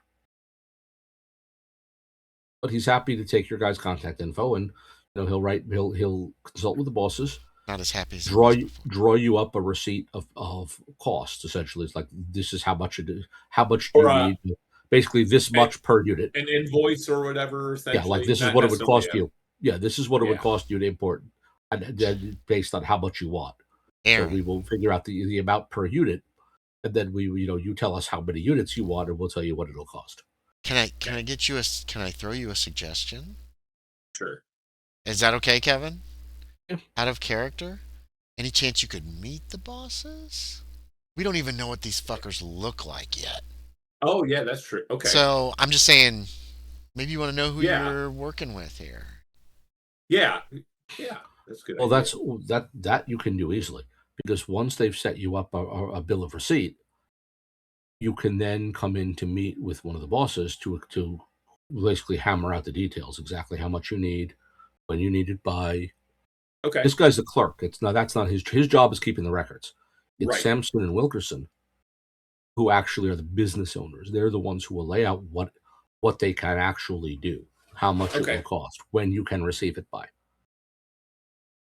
The nuts and bolts of an import business. So is that something that'll happen today, or is that something that's down the line? No, down the line. Okay. He'll send them. He'll write up the basics. He'll hand it to them. They will then send you a letter or a messenger asking when you want to meet, and then you come down to the office. If you're needing it sooner rather than later, you can come back, say tomorrow, and he'll contact one of the bosses, and if they can, they'll meet with you tomorrow. No, whatever's most convenient is fine. Okay, do it the normal way then. They'll send you a message telling you. I'll need time to contact my business associates to make sure everything's fair for my end as well. Okay, so good. That'll do you. Okay, so you basically started the process of meeting with either Wilkerson or Sampson or both. Right. That's good. And I think that's really good. That's. Yep. I'd like to know what these guys look like. We've That never is- met yeah. them. We No, just that- got a vague yeah. description from Johnson. We have Well, the not other had thing- any kind of description of Wilkerson at all yet. The other thing to do to learn who Wilkerson is you could watch his house. I could do You know that. where he. I You could know do where that. he that could be lives. risky. Yeah. But yeah. What? There's a bar across I the know. street. There's like a bar. That's true. Oh, there's also a bar on this other street, and then there's another bar over here. Yeah, It's not gonna be hard to You watch can't his find a house. street without a bar. Yeah, there's Okay. yeah, and O'Reilly. If you bring up watching his house, O'Reilly is agreeable to that. He can do that in the late afternoons and evenings. At others, at other times. In other words, you could set it up among yourselves to keep somebody keeping an eye on the house periodically. Yeah, because you three, who's here tonight, and 4 with Faye, are essentially Yep. self-employed and have any time you want. So you Good. guys can watch during the day, and I can watch in the evenings. For Yeah. now, Yeah. to see if we can at least spot this guy, or And some kind of clue as to how we can get in his house and get this African out of there. I know Mr. Well, Faye's for as- that. Yep. And as for you guys, if you watch the house for a day or two, and I jump ahead a day or two here, you'll eventually see the man. Okay. Especially if you watch around 9 a.m., because you'll see a tall, elegant-looking man, maybe 50 or 60 years of age, praying. He exits the front door, putting his top hat on his head, takes his walking stick, and walks down Broadway, and he's walking in the direction of South Street. So down, not up Broadway. Yeah. He's heading In towards other his words, he's- business. Yeah. Turns out that several days a week he walks to work. Can we find out, does he have a wife? Does he have kids? Is there anybody else in the house? Is he a bachelor? From Whoever's watching at just the time watching. can make a spot hidden roll to see what you can see when the door opens. 9 a.m. would not be me. I'd have to. Yeah, I'm it'll at be work you. by 7 probably. It'll be one of you two. I've you run your own business yourself, right? And whereas I have someone like for Josh. Josh works for Yeah. his. Josh works for his parent, his I father. work for my dad. Yeah, but Okay. So you it can could be also either one of you guys. I leave it up to you to decide which it is, and it could also be different Am I days. just rolling business? Spot hidden. business? Spot hidden. Yeah, spot hidden. So basically, you're watching when he opens the door. What can you see inside? You don't have to give I me a said- number. Do you have a decent spot hidden? I have 30. So All right, I'll do a spot hidden. I said you didn't have to Yeah, give me a number. both of but- you are welcome to do this at different points. Oh yeah. Okay. Make both of you make your That spot works. hidden. Let's Yeah. see what happens. Yeah, why not? 07. I God got damn. Awesome. I got an got extreme 18. success. 18. I They got a regular success. So extreme success. they Okay. both So succeed. So with a regular success, That's you'll awesome. notice that when he exits the door, it's a black woman in a dark dress who hands him his hat.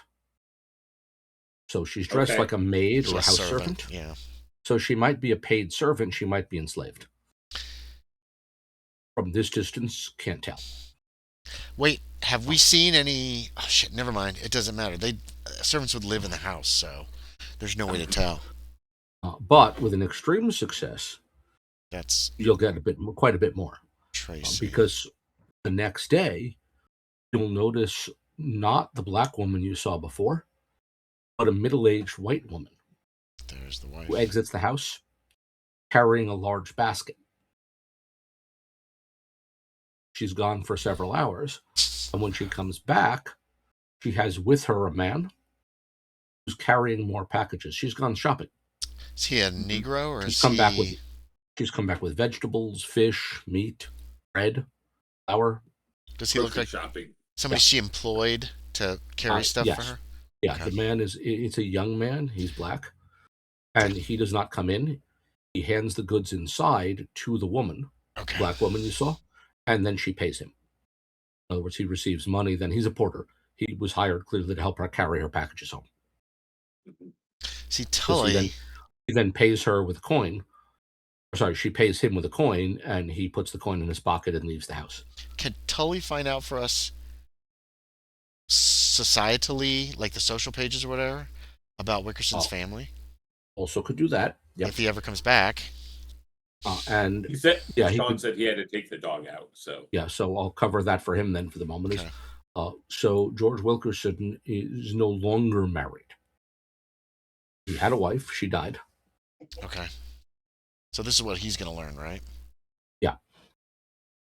So the white woman must be like the head servant or something like that then. Yeah. He was married to a woman named Emmeline. Any who kids? Died 9 years ago. No kids that we know of? He none no legitimate offspring that anyone seems to be aware of. He and Emmeline had 2 children, both died young.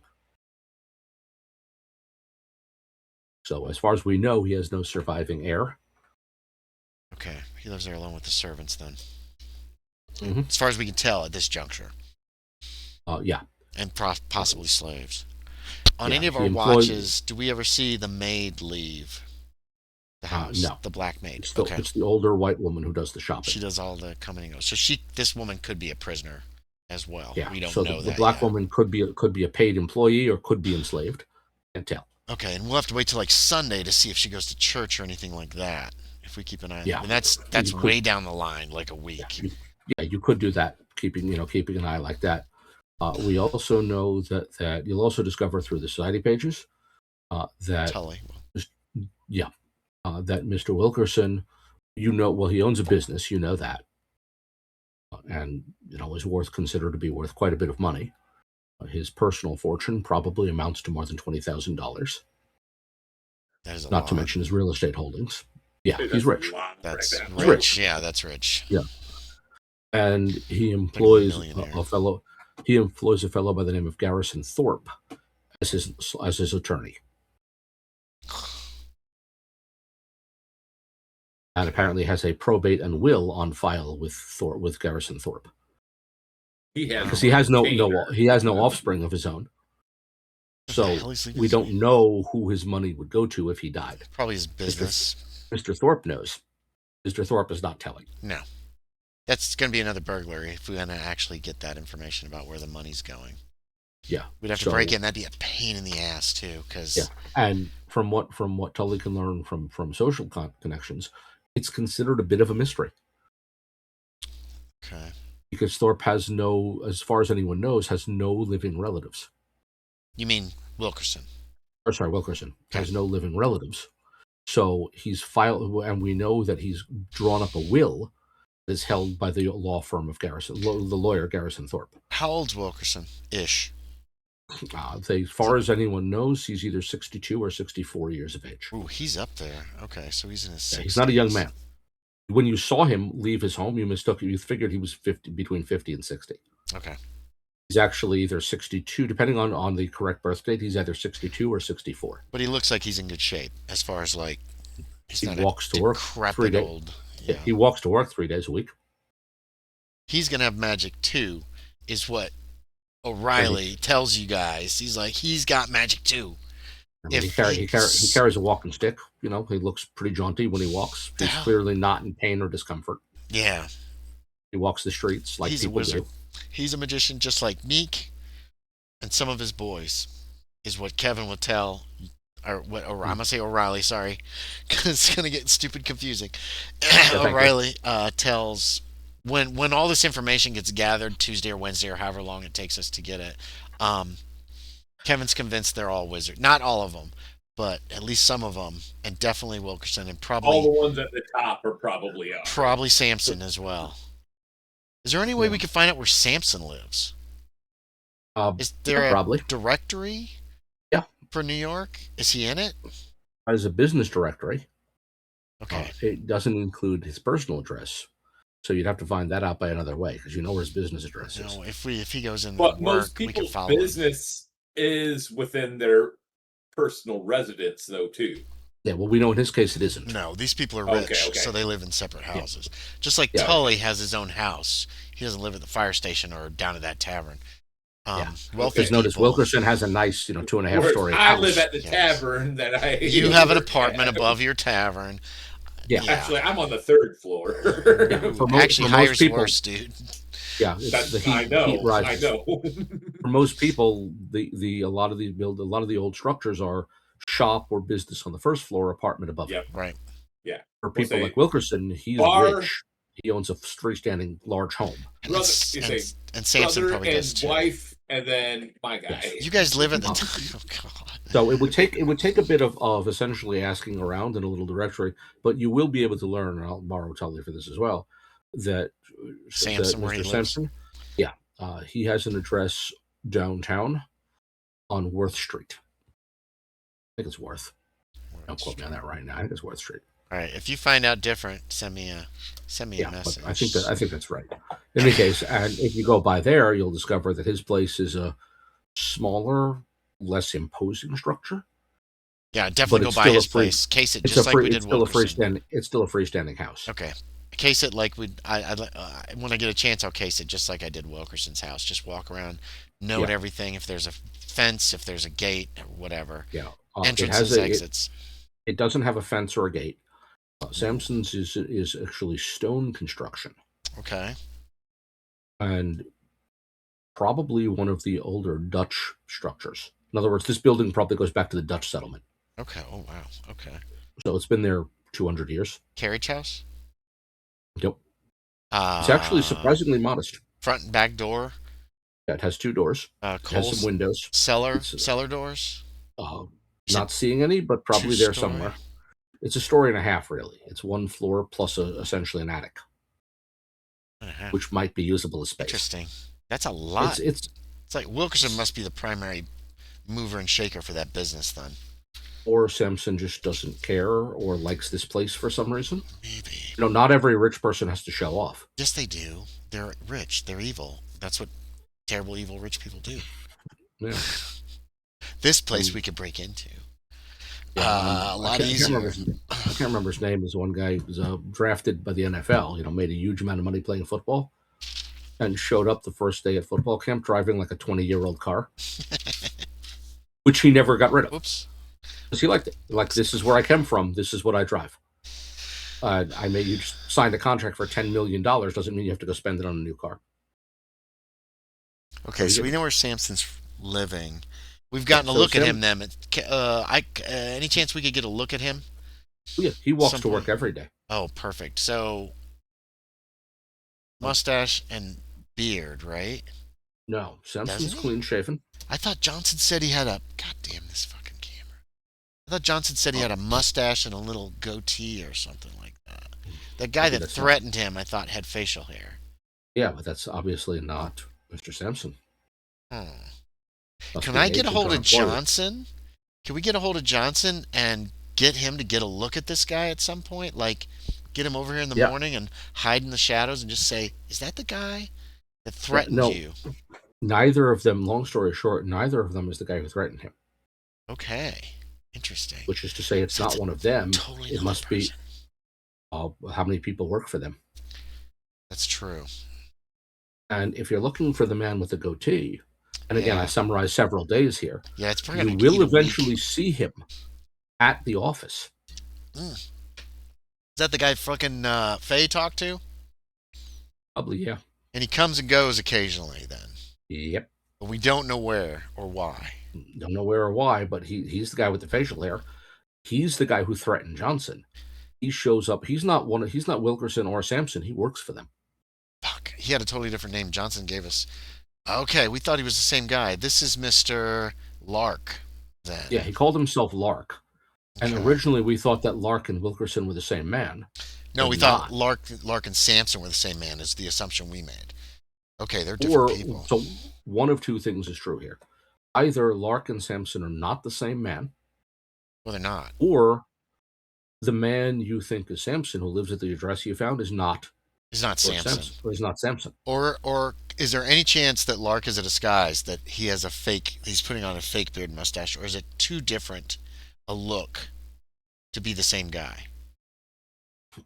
It's how much you know Are about they even the disguise. same size? They're similar in size. None. I do not Okay. know anything about disguise. It would really take a disguise skill roll Okay, and I to really get a sense of whether these two are the same man. fail. 85 out of 5. I just thought I'd throw. Why not? What the hell? Yeah. Can we put a And that's tail on Lark? And Well, we haven't what seen- skills do we need to tail somebody with? Stealth would be the skill you would use to follow somebody. Okay, I'll have to take another day off work. And can I tail Lark one day? And I have 45 in stealth actually. You'll have to. The problem is you'll have to take several days off because he doesn't come to the that's import-export right. office every day. I can't afford that. He shows up occasionally. Right. He goes in, he talks to the people inside for a bit, and then he leaves again. Are either of you two guys or Mr. Tully any good at sneaking around at all? Are you good at hiding? No, I kind of didn't think so. Because you have to, if you want to follow a man without I being have seen. 30 in stealth. 30's not terrible. Yeah, I'm not. Are you willing to try not to great. hang out, watch the business, and maybe give this guy a follow just to see where the hell he's either going to or where he lives? Okay. Right now, this Sure. whole I can do it too. I could take a few days off work. Wait, how much did I give? How much did Faye get for those guns? And how much did he give me? I might be able to take a couple weeks off of work. I don't want to, but I could. Oh yeah, you could use that money. Yeah, how much was it? You said maybe up to $100. Jeez. Make a luck roll. See how much he actually got for them. And Faye gets a cut. Yeah, and he may not sell them for the best price because he wants to move Right. them. He's got a secondary Safely. fence. Luck. Where's my luck? Oh, my luck is down. Good luck roll will get you a fair amount. 80 out of 59. I failed. Yeah, your cut is going to come out to only about $20. $20. In other words, he had to sell them for no more than about $40. Yeah. And plus, he's getting a Even cut. though they're probably worth $80 to $100. Right. So he had to sell for less than he takes a share. So by the time all's said and done, all you've got is about $20. That's still a ton of. I mean, that's it's still money. Doubles my money. So Yeah. It's money, but it's not as much as you'd hope to make. How much trouble am I going to get into if I take a few days off of work? Am I going to be able to come back to work after that, or are they just going to kind of say, "Get the fuck out of here"? Well, here's the funny thing about that. You know an alderman, don't you? I do. Hey, Tully, And you if want to that go talk to my boss? And if that alderman puts in a word with your boss, you are not getting fired. Tully, go put in a word with my boss. Tell me you need me for a couple days. I can do that. All right. Because that's how I don't want to that's lose what we the call job. using a little influence to keep your job. Thank you, Kevin. I don't want to lose my job. And then That is how shit gets done around here. And then I'll spend a few days and case the business, and try to follow this guy, just to learn whatever I can about him. Either where he lives, where he's going, whatever. And a stealth roll is what you'll want when you see him. God, my stealth is okay. It's not great. Come on, dice. 12 out of 45 is a hard success. Okay. Finally. You're also going to make a luck roll to see how quickly he shows up again. Oh, okay. And he will show up. The question is it today or do you have to wait like 3 or 4 days? 34 to 59 is a. Is that no? That's a regular success. Yeah. Thank you, Aaron. Okay, so it's not the first day, but the next day you're watching that you'll see him. Okay. So the first day you choose, he doesn't show up, but the next day he does. And then with the hard success on stealth, you can follow him and see what he does. Yeah, I want to know whatever. So whatever I can find out. He enters the office and he's there for a few minutes. Then he comes out of the office. He goes down the street and he enters an oyster bar. Oh, God damn, another oyster bar. Okay. Yeah, I go in. I'm stealthing. So A place called Remlix. Remlix. With that with a K on the end? Yeah. Okay. And he talks to a man who's working there. The two of them hold a brief conversation. And then he leaves. I note the man, and then I'm going to keep following Lark. And through the rest of the day, what you're watching is him talking to various businesses. Like he'll talk to some boatmen. He actually stops at, of all things, the Whitehall Boat Club. Those are people who organize boat races. I can't go in there, but I can hang out outside. Yeah, so he's making a bunch of connections. He's setting something up. And a lot of that involves people who use boats. It sounds like he's checking on clients. Probably, yeah. people who can provide quick transportation Mm-hmm. across the water, say. Because the thing is, by the end of the day, what you've noticed is 3 or 4 of these people, or actually most of these people, are the sort of people you would talk to if you, let's say, had some, I don't know, hot property, like a kidnapped person. Right, so he's And smuggling needed to be, people, let's and say, not in Manhattan. yeah, does he go home? Where does he end up at the end of the day? At about 5 o'clock, he begins making the rounds of a couple of taverns where he stops for a drink and meets people. Okay. And I'm trying to memorize faces. I'm not going to bother getting names. I don't have time to deal with that. And at about 9 o'clock is when he heads for what's clearly his home. Which is? It's a nicer apartment. It's an apartment. Where-ish? Which is down on the by Houston Street. Actually, on Houston Street. Houston's where we think that one guy came from. Well, it's also someone's first name. Right, that's that author, Houston, whatever. And we Yeah, kind of thought, Houston hey, Street maybe too. he lives on Houston? Okay. Yeah, he does. I don't know where he lives. I don't remember the address. So you're actually like only 2 blocks from that guy's home. That's but interesting. Mr. Lark goes into an apartment building there. And with a hard success on a stealth roll, you can enter the apartment. Yeah. Follow him up the stairs. As if you're going to a different apartment. Dark. It's dark. But he what he does is he strikes a match as he makes his way up the stairs. Okay. So he's using a match for light. When he reaches the top of the stairs, the doors. Sorry, how many floors are there? The building has 4. He goes up to the 3rd. He goes to 3. Great. Okay, so I can go past him if I want. Yeah, and he goes up to an apartment, takes a key from his pocket, fishes it in the dark, and opens a door.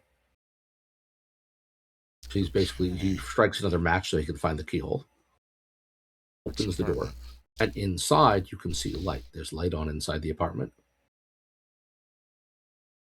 Okay, so somebody's already there. Yeah. People don't leave a lamp lit all fucking day. It wouldn't stay lit all day. No. Okay. And a woman opens the door, and you can see a woman inside. You can smell something cooking. Smell cooking. So wife or mistress. Yeah. Someone who lives there. Someone clearly lives it could be a servant potentially, but is this a shitty apartment building or is this nicer?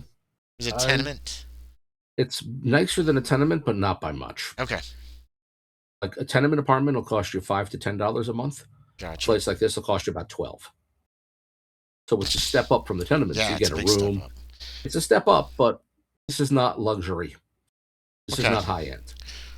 So that information is all going. He lives here with. Is that a mistress? Is that a wife?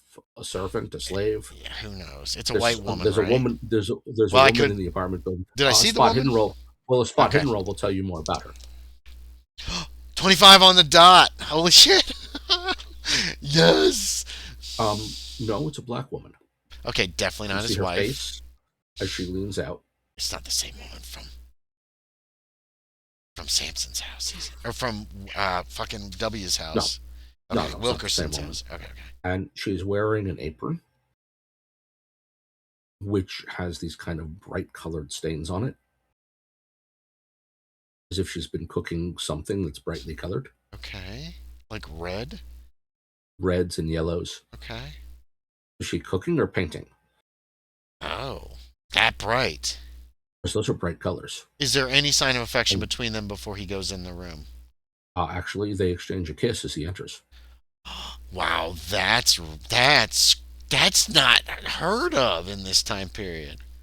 Is it? No, but it is. It's not socially acceptable. Okay. Just because something's socially acceptable doesn't mean people do it. Right. No. Yeah, Mistress, probably not wife. If probably not. If she's black and he's white. A sexual relationship between a white man and a black woman, or the other way around, socially uncool. Right. Realistically, happens all the fucking time because humans are humans. But I'm gonna watch the place, so he doesn't just go in, stay a few hours, and then leave again. He does not emerge until morning. Okay, I probably won't stay till morning, but I'll stay till the wee hours of the night before I go get a couple hours sleep. He clearly lives there. Okay. You found his home. So that's Lark's home. And this If woman that's was his clearly making him food. Right. Because whatever it was, it looked bright, but it smelled delicious. There's no So there was clearly food available there. there's no He came home basically to mailboxes. dinner. There's no mailboxes at the bottom of tenement buildings, right? I didn't think so. No. Okay. Boom. Information dump of all this stuff So, that we've done over the course of how many days does this take us, So Kevin? this has taken us probably The the better whole part of a week. Yeah, I was figuring it's Thursday or Friday. By the Yeah, time we and of get all course, there's this, also when is more- it? How more- about that? Let's say Friday. Okay. And of course, Friday. there's also more, you'll also have to deal with more fires during this period and whatnot. Gotcha. We're into September now. No. Yep. No. We're into August. Sorry. And on Friday, and it's getting toward 11, so I want to wrap things up here. Yeah, sorry. Friday is the next time you'll get one of those spontaneous combustion style fires. God damn it. So, We've been yeah, so that just focused on happened. this the whole Wilkerson deal. One more thing. In that time period, does O'Treasaigh get some calls from Wilkerson and Sampson, or is it not Yes. happened yet? That's one more thing in that week, is you can meet with the two of them. You're welcome to make a luck roll if you want Wilkerson to be at the meeting. In other words, will they send Wilkerson, Sampson, or both of them? I want to catch as many faces as I can. So. Yep. So a luck roll is what you want here to see if maybe you can get both of them. 11 is, and it's got to be an extreme success. I got a good enough. 65 in my luck. So no, you saw Wilkerson when he left his house, and you saw Sampson likewise. And now we know my Lark. luck and my sanity is the same. Yeah, now we know Lark works for them. He is not them. If Lark is his real name, which it probably isn't. And as for the two of them, well, you can meet Wilkerson and Sampson at their office and talk business. They're perfectly happy to do that. They will lay out for you, what they can get for you, when they can get it for you, how much it will cost, that sort of thing. I'll tell them what I'm willing to spend or whatever. Say I got a credit rating of 40. Yeah. So this is how much I have. This is how much I need. Yeah. What kind of deal can we reach? And so basically, you'll spend some time talking business with these guys, and it's clear that they are, among other things, actual. This is a real business. Mm-hmm. With an extreme success on the luck roll, though, you will notice something else. Okay. During the meeting, Mr. Lark, we're going to call him that until we learn what his real name is. Okay. Who knocks on the door, and they say, basically, they excuse themselves for you for a moment. Like, sorry, we have to talk to this man for a moment. You can make a listen roll to hear what they say. I mean, I'll try. I don't have. They'll excuse themselves to talk to this man for a moment. Oh, damn. No, I failed. Okay, so not sure what they said. They will brief you. You know who Mr. Lark is. Your buddy's been following him, seeing where he goes. So the fact that he comes in to talk to them. I say, okay, never mind. I was going to say, can I do a psychology check to see what his attitude is when they're talking? But I completely failed that too. So don't worry about that. Yeah, no, they excuse it as this is business. We want your business, but this man is an employee of our. Basically, the vibe you get is this is our employee. He's brought us news. We need to take a moment to listen to this. So give us a moment, please. And then they will go do that. Is that actually? I shouldn't say them. Sampson will stay here chatting with you, while Wilkerson goes to speak with Lark. Okay. So it's a case of we need to know this. So wait, there's two of us. Hold on. You know what? I'll go see what our employee says. Our other guy can stay here so that they're not disrespecting you as a client. Gotcha. All right. But with a failure on the listen roll, you can't hear what they said. So they had a brief conversation. Took no more than maybe 2 minutes, and then Lark will leave. So he brought them. He didn't come in with any visible some kind object. of news. He brought them news or information of some kind. Did this happen before or after? Probably before I followed Lark. Yes, because it was the next day. No, because it was 2 days. So actually, yes. I probably followed Lark home on Thursday. Yeah, so it was before. So you may not know that it was Lark until the next day. But anyways, you'll work it. As if you didn't know who he was then, you'll find out tomorrow. Because you'll be able to tell them, a man looking like this came and interrupted. Like, okay, you know who that man is. Mustache and a beard. Yeah. One last question. When is the fire I'm going to end the role-playing journal on? And then We got that'll another be- of the burnings at this time on Friday. Yeah, that would be Friday. Right. Like in Well- the evening, You'll get the call at just past 6 o'clock. 6 p.m. Okay. Okay. Because that's a good way to kind of end up the role-playing journal, in my opinion. And then Perfect. we'll be dealing with So- it next time. Yep. So we'll wrap things up there for this week. So now we know that the Neptune Company are apparently magicians.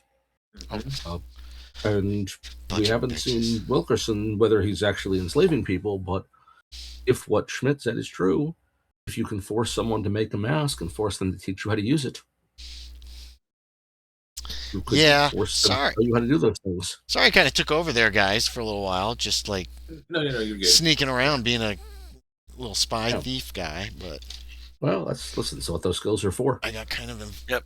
Now invested. you know more about Lark, and now we know Lark is not one of the bosses. He works for them. Yep. He's their So we're at least middleman, figuring out- envoy, hitman. He's something. And He's never in the Johnson- office. Johnson said he threatened him, which means Lark also may be their muscle. Yeah. He's Like- the dirty guy. He's the Yeah. He's the guy who's not who's willing to get his hands dirty. He's the guy who's willing to get his hands dirty. That's Yeah, what I'm because thinking. if Wilkerson and Sampson are respectable businessmen, Lark is the man who does the dirty deeds they do not want to be directly associated with. Yeah. I guess my only question is, as a player, not a character, who are the magicians? And is Wilkerson one? And is Excellent Sampson one? And is Lark one? I'm worried more about that at this point than the Neptune Company. Although Neptune Company's probably going to be there at that fucking fire. And If it's another besides, spontaneous we know combustion. Wilkerson and Neptune Company are hand in glove. And my biggest question is, what's with the spontaneous combustions? Yeah, why? What's and the there's- deal? There's one more question, by the way, that nobody's asked. Oh, okay, tell me so I can ask it. What connects the victims? Yeah, I've been Yeah. thinking about that. Well, so far it's the books. Yeah, two of them had a copy of the Latin grimoire. And probably Third three. probably had theirs stolen. So- Schleiman probably had one Yeah. too. Why do So- they want all these books? They're all the same book. Yeah, Unless why they're do you need looking for a multiple copies? specific book. And they haven't Why do you found need it multiple yet. copies of the same book? Unless they want to cast Oh. a bunch of people casting a spell. Well, I- you I could guess still that's make where we'll leave- copies. Okay, yeah. Yeah. All right, well, thanks for That's where watching, we'll leave things everybody. off. Yep. Yeah, and we'll end up the stream there. So everybody, thanks for watching, guys. Thanks for playing, and we are out. Oh, you know what? No, we're not out. Who can I? Wait, H13 Gaming? No, they need it though. Yeah, I'm gonna quick raid somebody. So